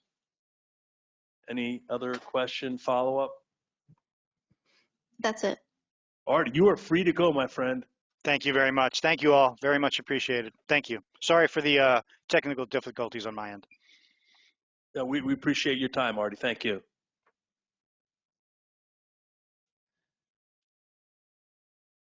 Next up is from the same program, Community Investment and Economic Revitalization. Priya Rantampara is going to give us a presentation on one of the initiatives that program is running for the commissioner called Outside Together. Priya, are you with us? Yes, I am. Thank you, Frank. Thank you. Can we go to the next slide, please? Good morning. My name is Priya Rathanpura. I work, as Frank mentioned, in the Community Investment and Economic Revitalization Program that we abbreviated to CEAR. I have been with DEP about 4 years. Prior to DEP, I've worked in healthcare settings and private industries for various engineering and project management roles. One of the projects that I'm currently leading is Outside Together. Outside Together might sound familiar to this group because Frank's team had recently shared a statewide survey that Outside Together had put out about 3 weeks ago. Before diving into the project, I would like to share with you some of the departmental priorities. Next slide, please. DEP has made New Jersey a stronger and fairer state by protecting our environment and public health. DEP employees are dedicated to advance innovative strategies to safeguard and enhance New Jersey's air, water, land, and health of its residents. The current DEP priorities are to reduce and respond to climate change, protect New Jersey's water, revitalize our communities and protect public health, manage and promote thriving natural and historical resources, and strengthen DEP. In SEER, we highlight these priorities through the work that we do at intersection of the economics, community, and environment. Next slide, please. Outside Together was announced as an administrative order last year at Earth Day. It was formed to develop the 2024 statewide comprehensive outdoor recreational plan, abbreviated as SCORP, update to build upon the federally required SCORP planning exercise and stakeholder issues that will impact open space and outdoor recreation decision-making. The outcome of this open space planning effort may warrant policy modifications and legislative action. As I mentioned in the last section, the department is led by priorities. As such, other programs in the department are working on efforts that are in line with this plan, such as the Climate Change Resilience Strategy, Coastal Resilience Plan, New Jersey Forest Action Plan, New Jersey Wildlife Action Plan, and Environmental Justice Law proposed rules and plans. Next slide, please. So you may be wondering, what is a SCORP? What is a statewide comprehensive outdoor recreational plan? It is a 5-year requirement that the DEP has to submit to National Park Services in order to be eligible for Land and Water Conservation Fund and Recreational Trail Program funds from the Federal Highway Administration. We take inventory of the current recreational resources at the local, state, and federal levels. We report on the demographic changes, the open space and outdoor recreational supply and demand, and trend analysis. We review the Green Acres local and state land acquisition scoring and priority ranking criteria. We also conduct public engagement, which can include survey, polling, visioning sessions, and workshops, and identifying of needs and opportunities. So you might be wondering, Outside Together is a very new process. The SCORP historically was prepared by developing in-house through conversations with external, like-minded external stakeholders. This time around, we decided to elevate the planning efforts through first receiving of a planning grant from the National Park Services, then the Commissioner Latourette signing the administrative order, which broadened the plan impact by identifying principles that showcase DEP priorities. The administrative order also outlined a multi-pronged public engagement effort, establishing the creation of advisory committee that will guide the development of the New Jersey SCORP and its recommendations, the survey, and the key focused conversations. The other thing the administrative order did was to direct the process of obtaining a consultant to assist us through this journey. The DEP team the next slide, please. DEP team working on Outside Together, including myself, is Assistant Commissioner of Community Investment and Economic Revitalization, Elizabeth Dragon, the Director of Green Acres, Martha Sapp, the Assistant Commissioner for Fish and Wildlife, David Golden, and the Assistant Commissioner for State Parks, Forest, and Historical Sites, John Cecil. Next slide, please. The consultant that we have partnered with is Trust for Public Land, and their team is represented on this slide as well. Next slide, please. The advisory committee that was as a result of the administrative order consisted of 24 members from the general public of New Jersey. Some consisted of experts in the outdoor recreational field, some consisted of Chamber of Commerce, some consisted of nonprofits and or private citizens or business owners. Next slide, please. Now we'll go into detail of the 6 outside together principles that were outlined in the administrative order. Next slide, please. The first principle is listed here, expanding high quality open space and recreational opportunities for all New Jersey residents and visitors. New Jersey is most densely populated state in the country, and throughout the pandemic, residents went to parks and open space for comfort. Many New Jersey residents do not have anywhere to go other than public parks and open space to decompress, celebrate special occasions, and get away. To address the needs of all New Jersey residents, we must partner with local government and nonprofit organizations to expand the amount of and access to open space and recreational land. With limited undeveloped land, we must be innovative in our natural resources and recreational planning. We can clean up or remediate abandoned land, former industrial sites and brownfields, and transform them into parkland. This can improve the local environment and economy and provide health and quality of life benefits to residents. Our current parks and open space must be maintained by allocating needed funds to ensure high quality, safe, and easily accessible recreation and open space within a short walk of every neighborhood. There are so many benefits to trails, and our priority at the Department of Environmental Protection is to ensure that everyone in the state gets to share those benefits. People in Essex and Hudson counties, 2 of the most densely populated counties in the state, deserve to have access to a trail system that gives them a place to recreate and safe alternative to driving, allowing them to travel between neighborhoods to work, school, or running errands, and just for fun. They deserve this just as much as anybody who lives in Pennington or Princeton.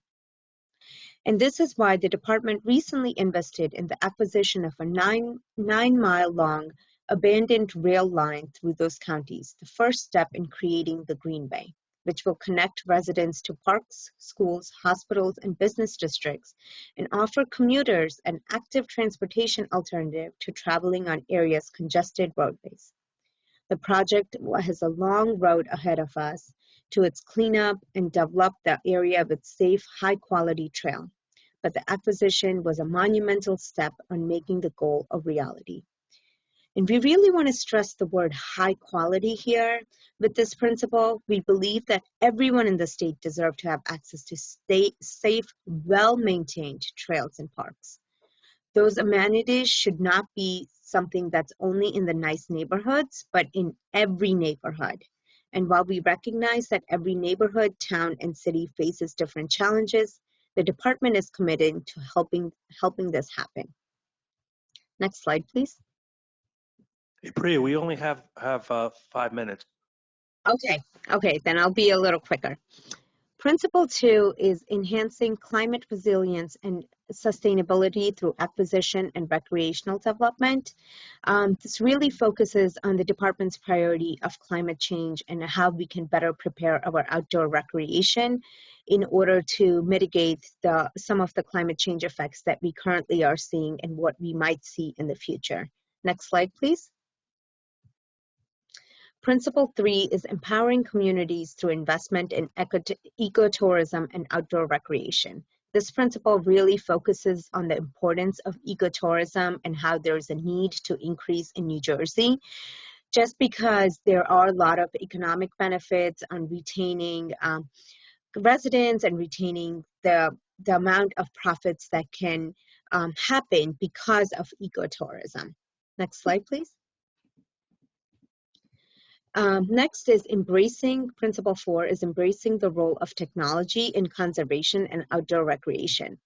Nowadays, we're very connected to our phones and outdoor apps. We really want to make sure the public that's going out there has the comfort of the technology with the balance of the need to get away. So we don't want to make it, we don't want to put technology that will not allow the public to get away and disconnect, but we also want to make it technologically friendly.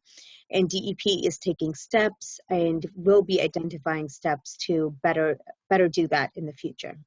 Next step. Next slide. Principle 5 is furthering equity and environmental justice through outdoor recreation. This really highlights the right for everyone in the state to have close to home recreational opportunities, regardless of race, socioeconomic status, and physical ability. Next slide. And principle 6 is continuing commitments to stewardships and conservation and restoration of biodiversity. Next slide. So what have we been up to for Outside Together? We had the administrative order released last year at Earth Day. We have had the consultant brought onto our team. We have formed the advisory committee, and we've met with them 8 times last year to go into details of each of these principles and receive their valuable feedback. We have also put out the survey. Today is the last day to take the survey, so if you have not taken it, please take some time during the break or after the presentation to take the Outside Together survey. It's very important to hear from everyone within New Jersey.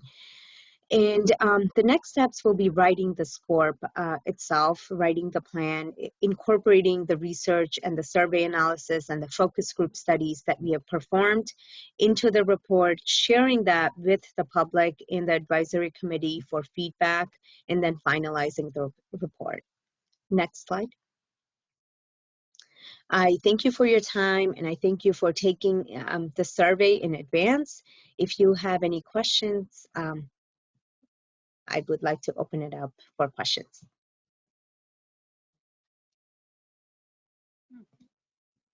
Priya, thank you so much for the presentation. There are no questions here. No questions. Okay. So fill out the survey. Today is the last day, right, Priya, to fill out the survey. So yes. And the slides will be shared. We'll have the both that little QR code and your contact information, Priya.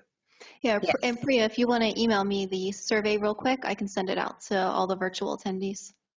Absolutely. Yeah, I'll email you the link just right now. And the survey, I'll share the link, but in case you're looking right now, it's just Outside Together at NJDEP survey, and the link will come up. Thank you, Priya. Thank you. All right, Rachel or Anthony or Tyrone, queue up the next. Okay.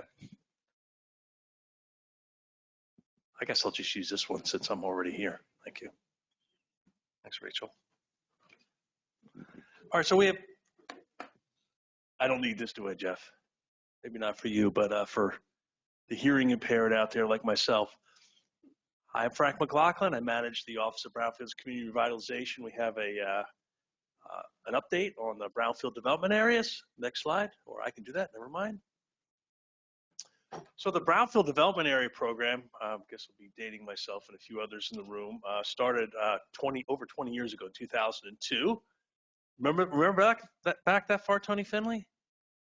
Absolutely. Tony was one of the original creators in the office, and between 2003 and 2009, the Brownfield Development Area Program designated 31 municipalities as brownfield development areas. These were areas of contiguous brownfield sites that municipalities had a plan or a vision for redevelopment.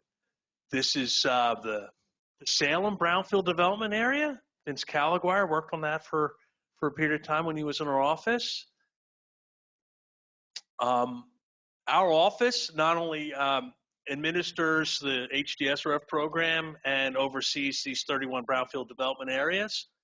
The relationship that our office has with the designated brownfield development areas in these municipalities are that our office actually not only has designated those in the past, but we are going to be opening up our brownfield development area program. We can also modify existing brownfield development area programs. We've been kind of resource limited the past number of years, so we are hoping to be able to do that going forward. One of the benefits of the brownfield development area program is we sign a single point of contact to work with the municipality and a steering committee that's set up. And as we have mentioned several times, we co-administer the HDSRF program with our friends at the Economic Development Authority, and that is one of our important funding for doing the brownfields within the brownfield development area. These are the 31 brownfield development areas that were designated between 2003 and 2009. I'm happy to answer any questions. These slides will be provided. Vince, you don't have to take pictures, but geographically that looks like this across the state. The 31 existing brownfield development areas cover 310 brownfield sites and nearly 3,300 acres of land. Going from the southwest tip of New Jersey in Salem City all the way to our far northeastern communities like Patterson, Lodi, Harrison, etc. Rachel introduced an economic analysis report that our office funded to do, and we hope to release the findings within the next few months. One of the preliminary findings is that for every $1 of HDSRF grant monies, $8 of economic output was produced. In the period of time between 2006 and 2018, for 229 brownfield sites that received more than $50,000 in HDSRF grants. So again, a lot more information coming about this study, but it was specific to this time period and specific to HDSRF sites that received more than $50,000.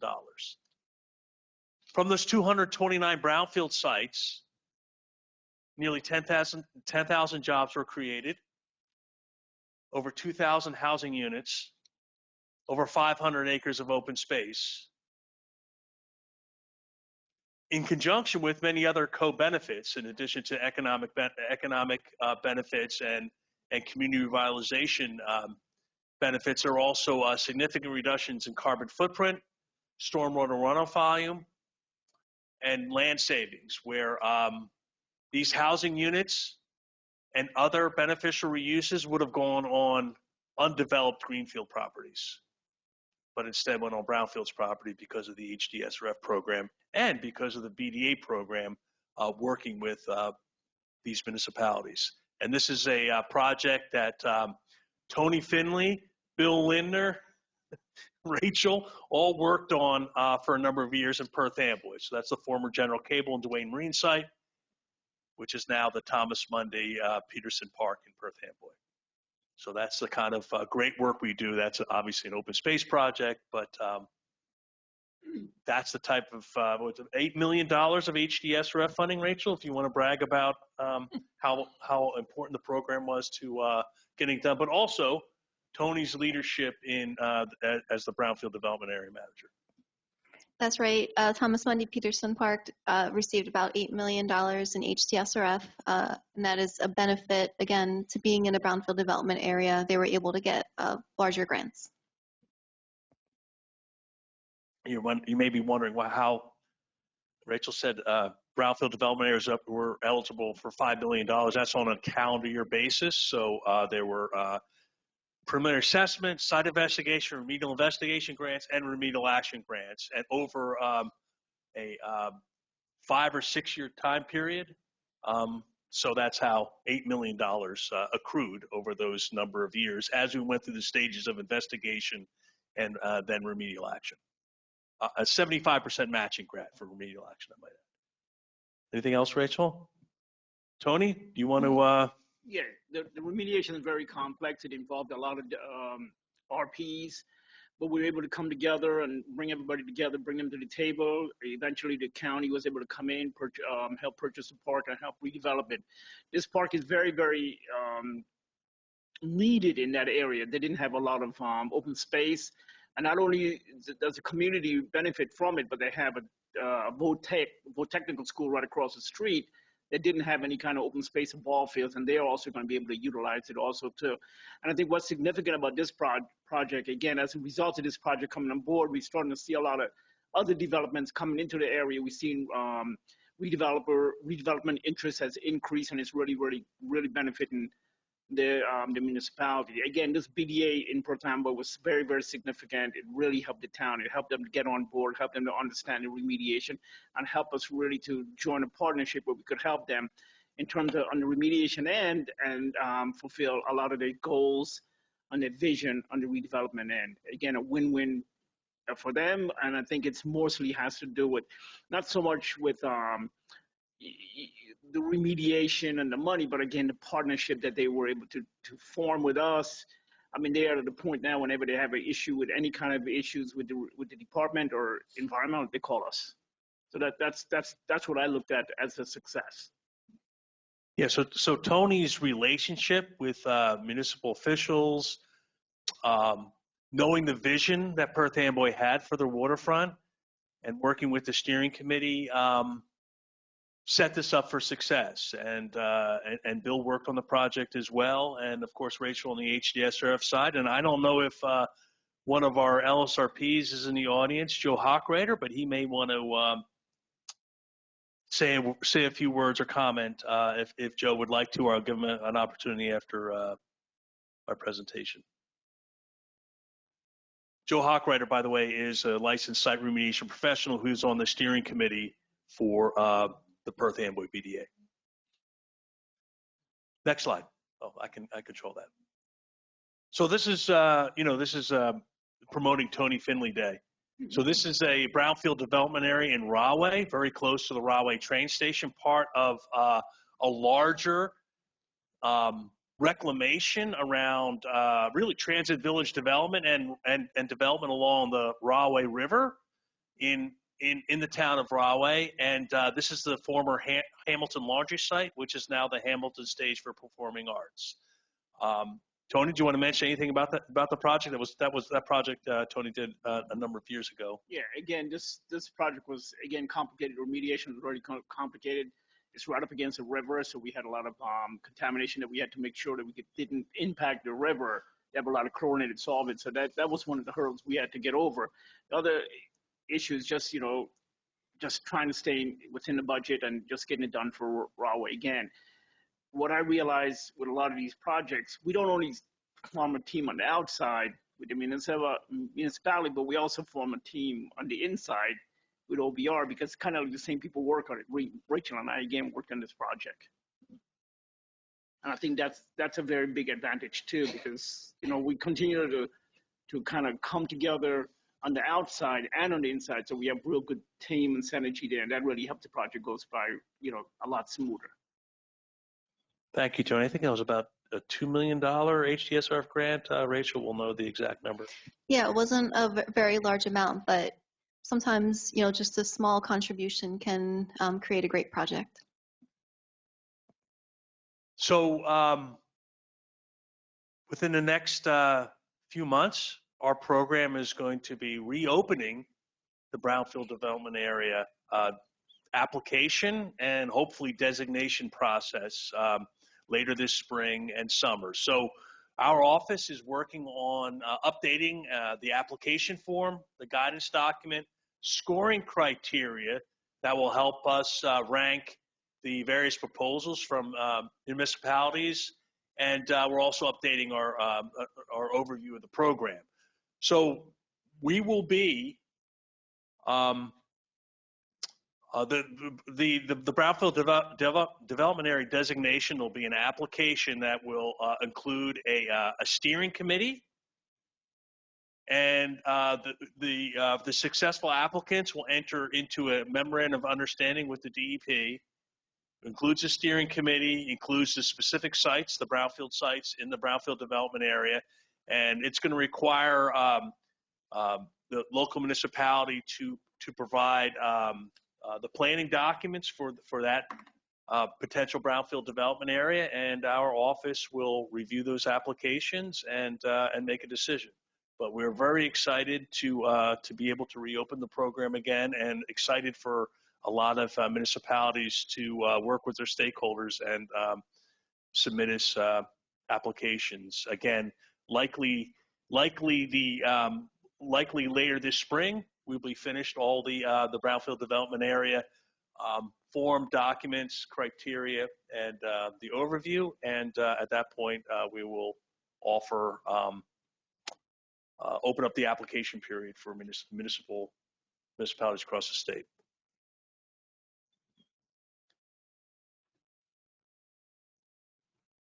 And we look forward to hearing about your great visions for your brownfields and your municipalities soon. Any questions?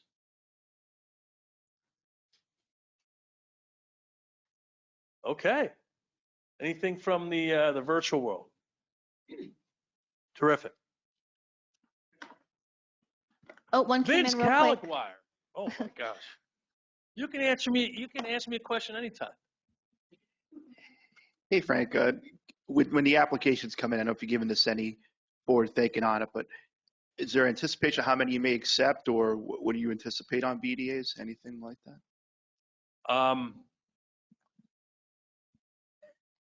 We don't have a number in mind, Vince. So we're just going to open up the application, see what we get in, and hopefully we're going to have a problem of having a lot of great projects to work on. That would be, but you know, those recommendations will go up the chain of command at DEP. Frank, we have a question from online. John Hogue said, will there be an application fee for BDA apps? And if so, do you know how much? At this point, we do not believe there will be an application fee for BDA applications.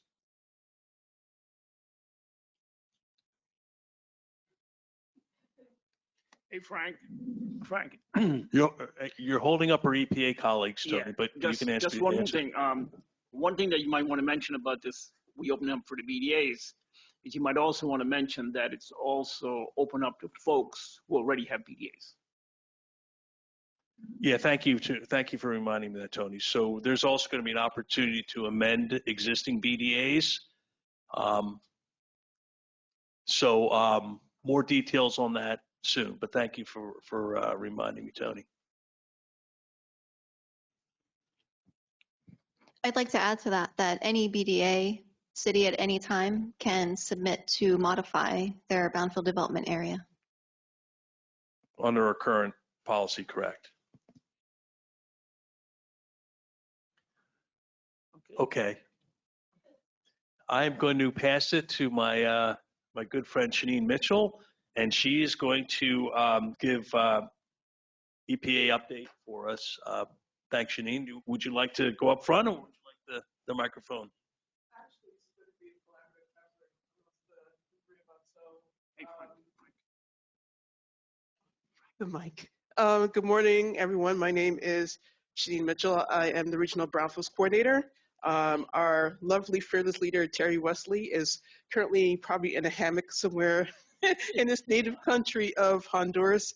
Yeah, he's on vacation right now. So we took up the torch, and we're going to give you our regional brownfield program updates. But this is a good segue because we just heard the discussion about the BDAs, but just want to give you, next slide, updates on the FY23 MARC grant competition. And this is our multi-purpose assessment, revolving loan fund, and cleanup grants. You could go to the next slide, please, when you get a chance, Rachel. Sorry, not to rush you. And so these MARC, or these grants, definitely complement a lot of the funds that are leveraged through New Jersey Department of Environmental Protection. So you heard about HDSRF. So can you use HDSRF in conjunction with the Mark grant? You absolutely can. So we are wrapping up that competition. And Nishita, if you have any other highlights. Hi, everyone. I'm Ashita Patel, project manager at EPA. In terms of updates, I think, as Shanine said, we are wrapping up our reviews. So you should probably hear back from EPA in May in terms of announcements on who received grants. So hold tight.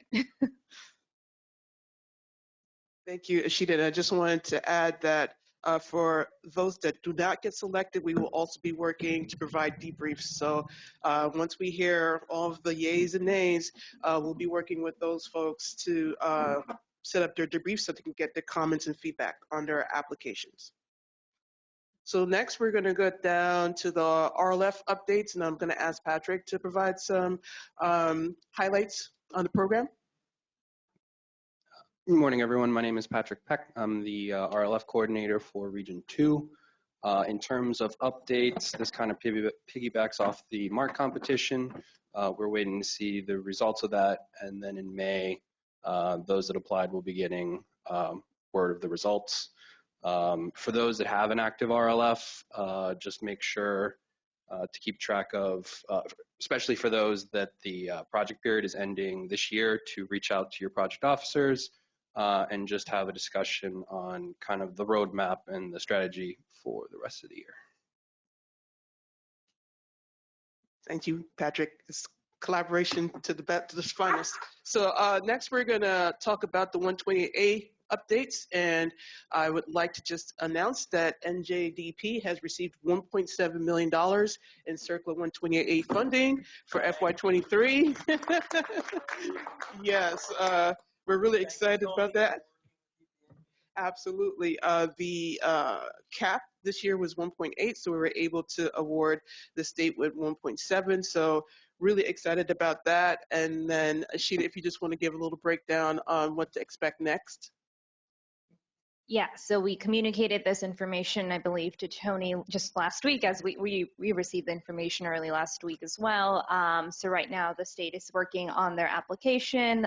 Deadline is early April, so once we receive the application, we'll work on processing the award. So hopefully end of April, early May, you should be able to see an award from us. I think that's about it. Oh, acres reporting, yes. So I think New Jersey is in a good spot in terms of their work packages, but work with your project officer in terms of submitting work packages on time. If the project officer reaches out to you in terms of clarification based on some of the information that you have inputted, please try to reply to that and clarify that information as soon as possible. And I'll give it to Patrick, thinking that since he manages a lot of the New Jersey grants, if he has any input on that. Yeah, so I can actually kind of backtrack to the RLF a little bit. Starting this year, there is now part of the quarterly reporting is through acres for each site that's being, that funds are being used. There was a training either late January or early February. There is a recording of that, so for anyone that's kind of interested in how that comes into play, or if you have an RLF and want to go over that again, reach out to your PO and we can provide that information. All right, thanks, guys. Next on the agenda is the TAB competition. We recently had an open solicitation for requests for new TAB grantees. As you guys are probably well aware, NJIT is our current TAB provider, and that's technical assistance to brownfield communities. So I think the end of the month is when we're doing our internal review of the applications, and we'll be making the announcements sometime in April or May. What's really unique this year for FY23 is that we'll have a national TAB provider for environmental justice and a national TAB provider for land banking. And I think there's a couple other themes in addition to our regional brownfields TAB provider. So we're really excited about that. And once OBLR, our headquarters, makes those announcements, we'll be sure to share that with you guys. So then the next thing, this is specifically for EPA Brownfield grantees. If your grant is due to expire September 30th of this year, we are asking you please submit to your no-cost time extensions early because we are experiencing some internal staff changes in the grants program, and so we might see a little bit of delays, and then with the MARC competition getting the grantees awarded or the applicants awarded, it might take some time. So we're just asking you to please just work with us, and we apologize in advance if there are any delays. We just went through an assignment internally about unliquidated obligations with some of our grants. So we're also asking for you to please make your drawdowns on your grants.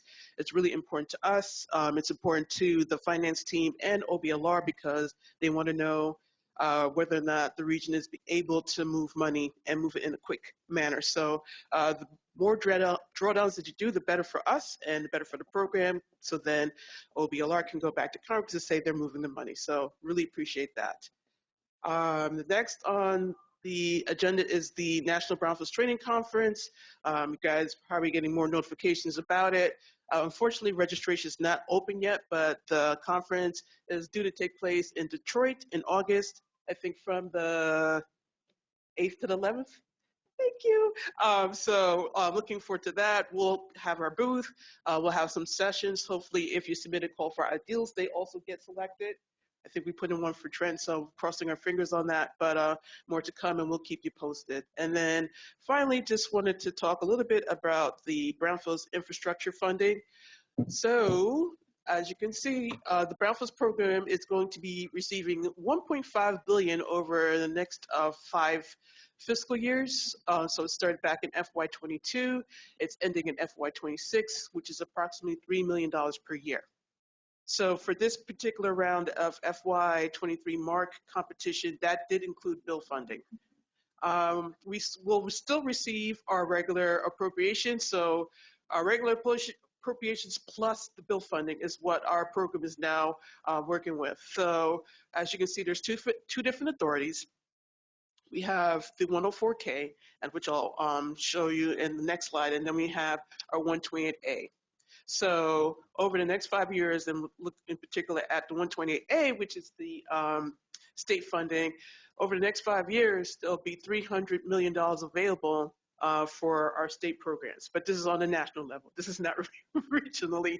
So if you include the infrastructure funds plus our regular appropriations, that's about $107 million per year. And then for the 104K, which is our regular grants, our multi-purpose assessment, revolving loan and cleanup, we usually have about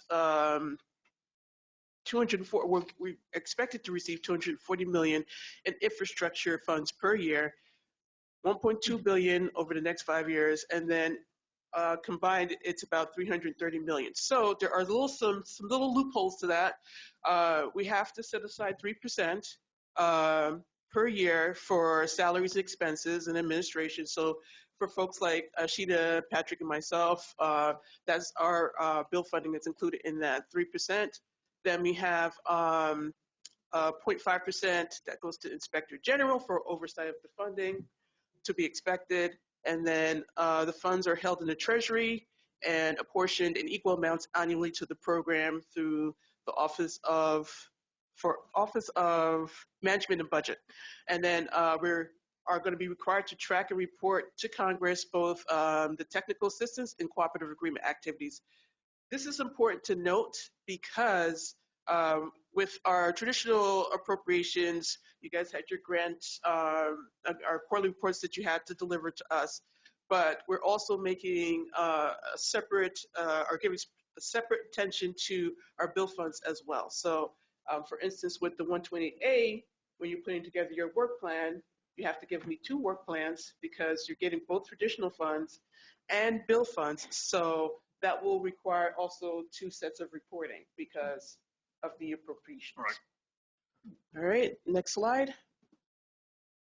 So as I was mentioning, 104K, it includes the multi-purpose, the assessment, RLF and cleanup grants, also job training. RLF supplemental funding will also be included under bill.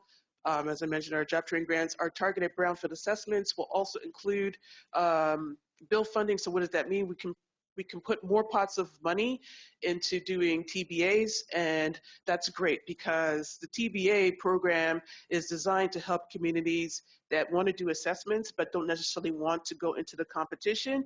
So our contractors do the assessment for you on your behalf, and especially if you have a project that needs to move quickly and doesn't fall into the competition timeline, you can come and reach out to us and we can take care of that for you. So really great program, and we're glad that that program is going to get more money. And then we have our technical assistance grants, our interagency agreements. So for our TAB providers like NGIT, we also have other technical assistance providers like Groundwork USA. They are our TA providers for EJ.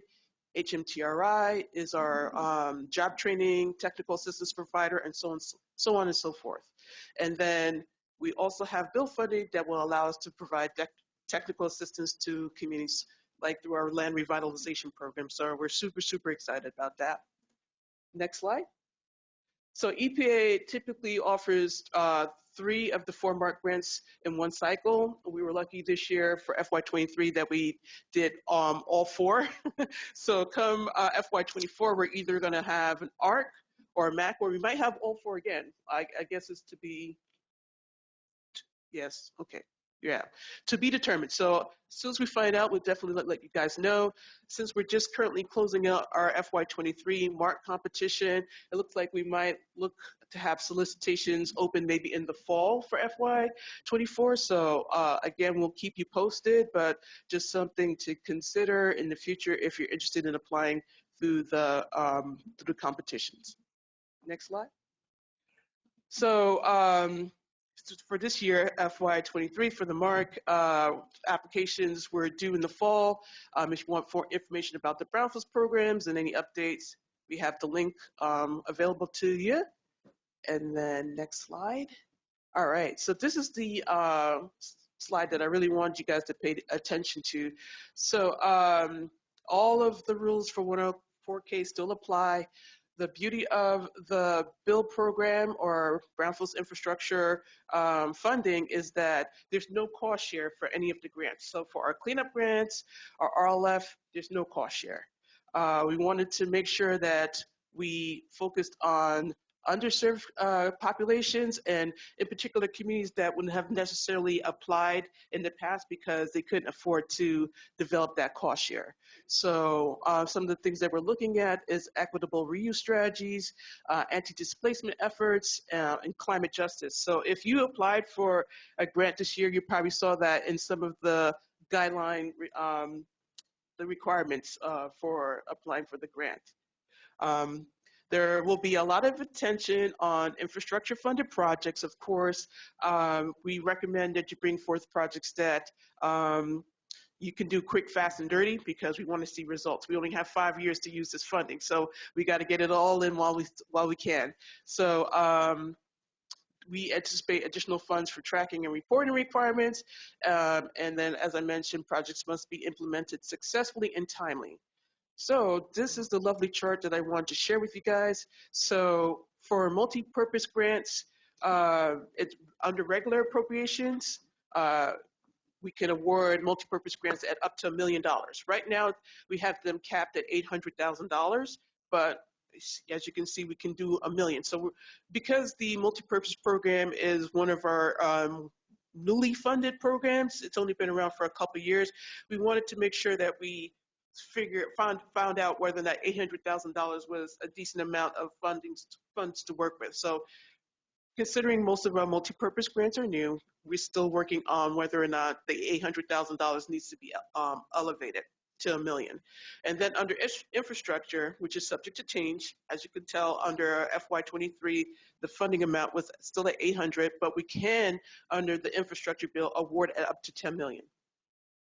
Those are our options. So still trying to get communities to understand what it means to be applying for bills. So they are still trying to figure out whether or not they need to hire more personnel or they need to make their projects bigger. So we'll keep you posted on whether or not those funding amounts are going to change. So again, for assessment grants, up to 500,000. Traditionally, under infrastructure, up to 10 million. Again, there's going to be a 200,000 site cap for both regular and infrastructure. But again, we can award assessment grants at up to 10 million, but we have to take baby steps with the program. I know it's only 5 years, but maybe next year it'll go up to 750, but they need to see whether or not the current grantees are making progress with the funding limits that we currently have, if that makes sense. And the same thing with the RLF grants. Right now, at up to they're capped at up to $1 million. Traditionally, with the 20% cost share, under infrastructure, up to 10 million, no 20% cost share, as I mentioned. And then again, same thing with the cleanup grants, up to 650,000 with a 20% cost share. That is traditionally under bill up to 5 million with no cost share. So we're really excited about that. Hopefully, this will allow applicants to come in with bigger projects instead of coming in every competition or every other competition for small parcels. They can look at bigger projects and get things accomplished quicker under bill. So that is what we're looking at. So only 600 million of the 1.2 billion is eligible for these larger dollar amounts. The remaining infrastructure funds must be made at regular appropriate limits set in surplus. So again, we will keep you posted. I know really quickly, but I know we're the ones that are stopping you from getting your lunch. But if you have any questions, next slide. You can always reach out to us. We're hoping that our newest employee, Gritzko, could join us, but he's probably on virtually. Then you have Ashita, Patrick, and myself. And when Terry comes back, you can give all your questions to him. But for now, we're here to help you understand the BUILD program and our regular program. So I hope that was helpful. Thank you so much, Shanine. And thank you again for the generous grant, our 128A grant. I can keep Tony busy for another year. It's really helpful for me, yes, for both of us. Any questions from our audience for Shanine? Just one quick question. Yeah, infrastructure projects, they got to be pretty much shovel ready, right? Yeah, we'd like to see them shovel ready. Yeah, if possible. But like how close to shovel ready? I don't think we really have like a scale, but I mean, if we're looking at the BUILD program being 5 years, that's something to consider. What happens after the 5 years, we still have to figure that out. I'm sure by year 4 is when we'll start to consider what the alternatives are. But for now, we want to make sure that our New Jersey communities are getting the best bang for their buck. So if they could, that would be great. Thanks, Shanine. Any questions from our audience? No questions. Thanks. And thanks, Patrick. And thanks, Ashita, for the background information. Okay, we have some time today to hear what you guys are thinking from as our partners from the outside, from our municipal officials to our LSRPs to our others that are on the line today. So you heard a lot about the reopening of the BDA program. You heard a great HDSRF summary and this economic analysis report to come. But we are wanting to hear what you guys are thinking on the outside and how our office, our folks from the Economic Development Authority, who we co-administer the HDSRF program, and they have some sister products that would match very well with what the HDSRF program, and our EPA counterparts, who we do a lot of matching grant work with EPA, and also they've done a lot of assessment work for us in the past that actually helps us get towards our goal of understanding what the site liabilities are and eventually getting our partners together and cleaning up these sites for beneficial reuse. So I'll open up to the floor to our audience here and our audience online. What can the DEP, the Office of Brownfields and Community Revitalization, and our sister agencies like the Environmental Protection Agency, Economic Development Authority, how can we better effectuate beneficial brownfield reuse working together? That's what we want to hear from you guys. Anybody in the audience here have any suggestions, recommendations?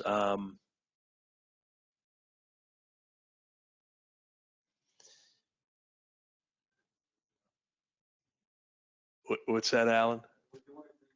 Oh, I don't think we hear that too often, right? I know you do in Bayonne and the cities that you have served, Alan, but not two of my emails say we're doing a great job. Rachel, anything from the outside? Not right now, but stand by.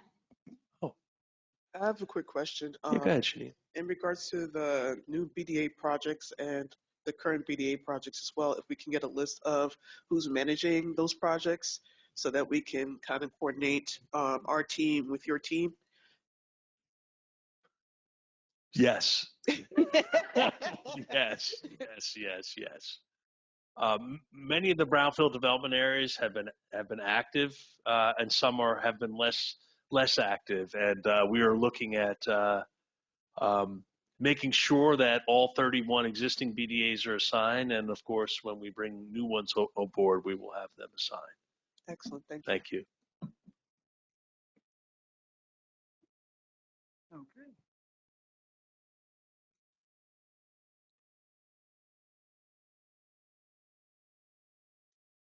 Well, without Terry, we might be able to get to lunch ahead of time, right? Frank, we got a question online. Yeah, go ahead. It's pretty long. Rachel, should I read this whole thing?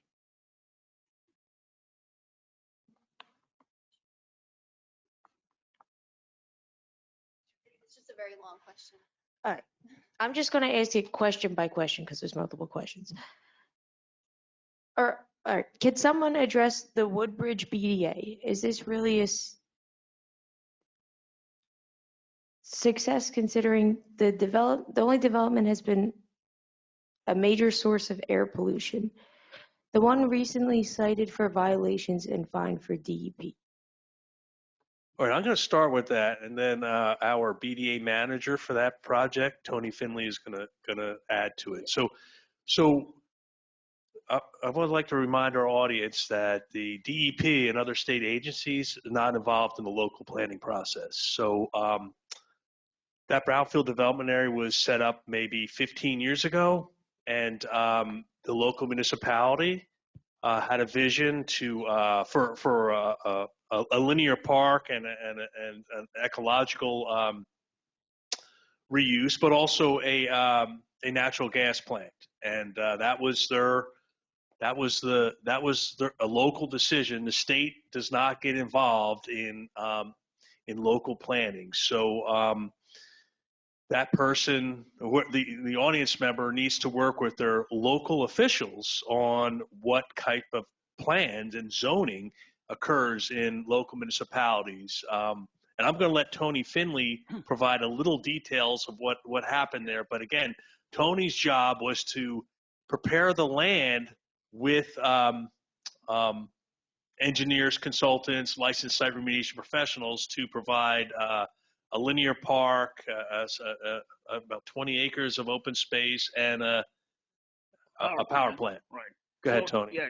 And again, this person can have a follow-up question for us, which is fine, but I just want Tony to provide a little context. Yeah.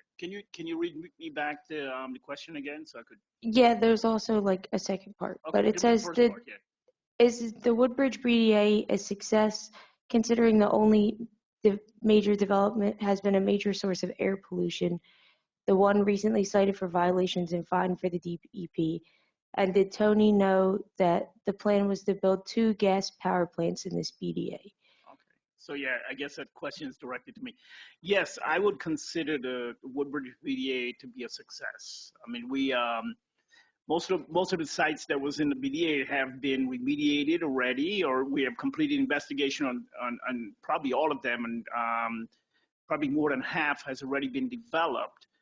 I mean, we have a power plant, and yes, I was aware that there's going to be a second power plant. The first power plant was a big success for the area. It's a natural gas plant, and as a result of that success, they had 10 acres adjacent to the site next to the power plant. They said, listen, you know, we're thinking about doing a second power plant. It's going to be a smaller one. And is that something that, you know, the department and you guys and the steering committee would be interested in entertaining? We said, yes, no problem. The first project was very good. The remediation was very complex again, but we were able to complete all the remediation. And then the second power plant that's on the drawing board right now, that, you know, that area that's going to go on, that's already been remediated. In terms of any air quality issues, I'm not aware of any air quality issues on the project. I know there is some pushback about on the second power plant, but I know that's something that's being taken up by the planning board. So I think they're going to work that out. But I was told that everything is going to be worked out. All the issues that the public had regarding it, that's all been addressed, and everybody should be on board. So, you know, that's kind of where we are right now. We meet regularly. It's a very dynamic group. We have good representation on the steering committee. We have people from the municipality. We got redevelopers on the steering committee. We even have environmental active groups on the committee also, too. So we really have a good representation. We got to make sure that everybody's on board before we move forward with whatever the redevelopment is. So again, like I said, this is probably one of the most active and most successful BDA. And what was good about this BDA too, it didn't take a lot of HD or public funding. A lot of the funding was more privately funded that came straight from the redeveloper. Again, my role here and what they pulled off from me was just basically bringing together the department, you know, from a technical perspective, giving my input, giving my comfort, so they could feel very comfortable on where to go and how to go about it. You want to give me the second part of that question, or the follow-up? What we're going to do is, if you want to raise your hand, you will be unmuted to ask a question or contribute to the discussion. Then once you've been unmuted here, you'll have to unmute yourself, and then you can ask your question. And we have this option because some of the questions are very long here.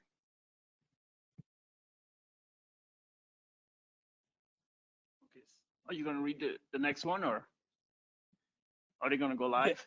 And we're willing to have a follow-up discussion Yeah, if there's a long question sorry. that can't be. There's another part of the question that I could read out.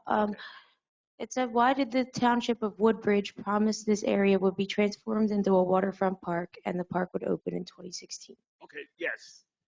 Another part of that we were able to sit down with the owner or the owner of the property, the developer. A good portion of the site was being developed into a park, and you know, we were hoping to get it done way back in 2016, and it has been held up because there was a lot of other things that just kind of came up in the remediation that had to be addressed. And that's kind of what's really slowing it up. But another issue that slowed the park development is that a lot of the wetlands plantation didn't take because of the climate issues that are happening. So a lot of the wetlands planting or the coastal plantings didn't take, so we had to go back and replant them again and give them time again to take. So those are the type of things that's kind of holding that up. The township is very, very, very, they want to get this park done because this park is going to be phenomenal. It's going to give them access to the Roundton River, and it's also going to give, it's going to be like a learning park too. It's going to be signage, boat walking, just going to give them boating, and all of those things are going to take place. So this is very, very important too. And it's going to kind of connect the area also too. It's just one of those things that, it's just some of the, remedial, not really the remedial action, but it's really more the development of the park is just not moving as quickly as it can because some of the plantings just didn't take. Is there a timetable on that, Tony? I mean, the timetable was like yesterday. I mean, Okay. we But just trying to move as, quickly as far as you're aware, the mayor and the township is still committed Oh, yeah. to the park Yeah. and to providing access to the Raritan River. This project will get done. It's just sometimes the environment or the climate is not going to allow you. You know, so many things are just not going to happen. And again, I think we also discovered some other contamination that was encroaching on the property. So we try to get that adjacent property owner to take responsibility for it. So then it became some litigation issues again that kind of slowed it up. But it shouldn't deter the project. It shouldn't, you know, it's only going to probably slow down the redevelopment, but it is going to happen. This is something that's, you know, we have that, you know, agreement with the parties involved. You know, there's an agreement in place that this project will get, you know, this park is going to get done. Thank you, Tony. I think we're probably going to go into our next question, if that's okay. Yeah, there's a couple questions from Barry Abelman, not directed at Tony, but he said, was there an I missed the beginning, was there an update on identified brownfields? And then he said, there was a GIS initiative that was started. Where does it stand? Frank, you want to take that? Yeah. And hi, Barry. How you doing? We have undergone an initiative to do inventories in our brownfield development area communities over the past year, and it was basically a desktop survey looking at the known contaminated site list and going down through the known contaminated site list to put together available brownfields. It is a working list, and it is available for the BDA communities, and we can provide that to Barry. You can email Rachel or myself to do that.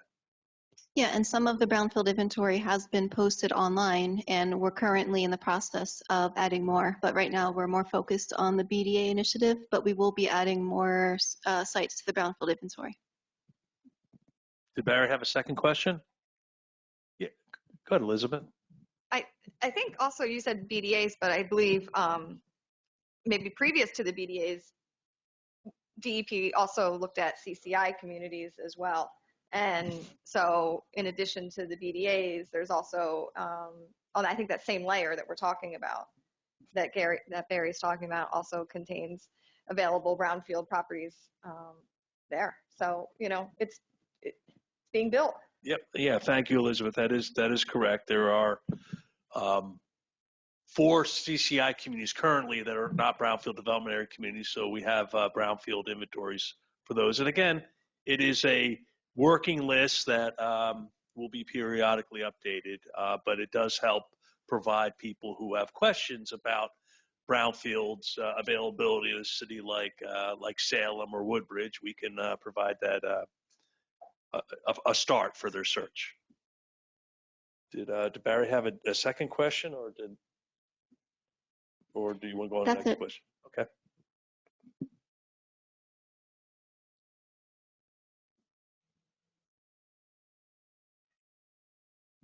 Anything else from the outside, Rachel, Katie? Nope. Well, I think everybody's going to be able to start their lunch a little early. I really appreciate everybody's attendance, and both virtually and in the room. I think the next quarterly Brownfields Roundtable will be in June, and we'll start, we hope, at 9:30, so we can increase the amount of in-person attendees. Of course, we're always happy to have virtual attendees too. I want to thank Anthony and Tyrone. Would you, Anthony, wave your hand? Is Tyrone there, or did he step out for a second? Oh, Tyrone's been like working this from late last night through this morning. So without their expertise and good nature, we couldn't put this on. I also want to thank Rachel and Katie for fielding the virtual questions. Any other folks have comments or last wishes?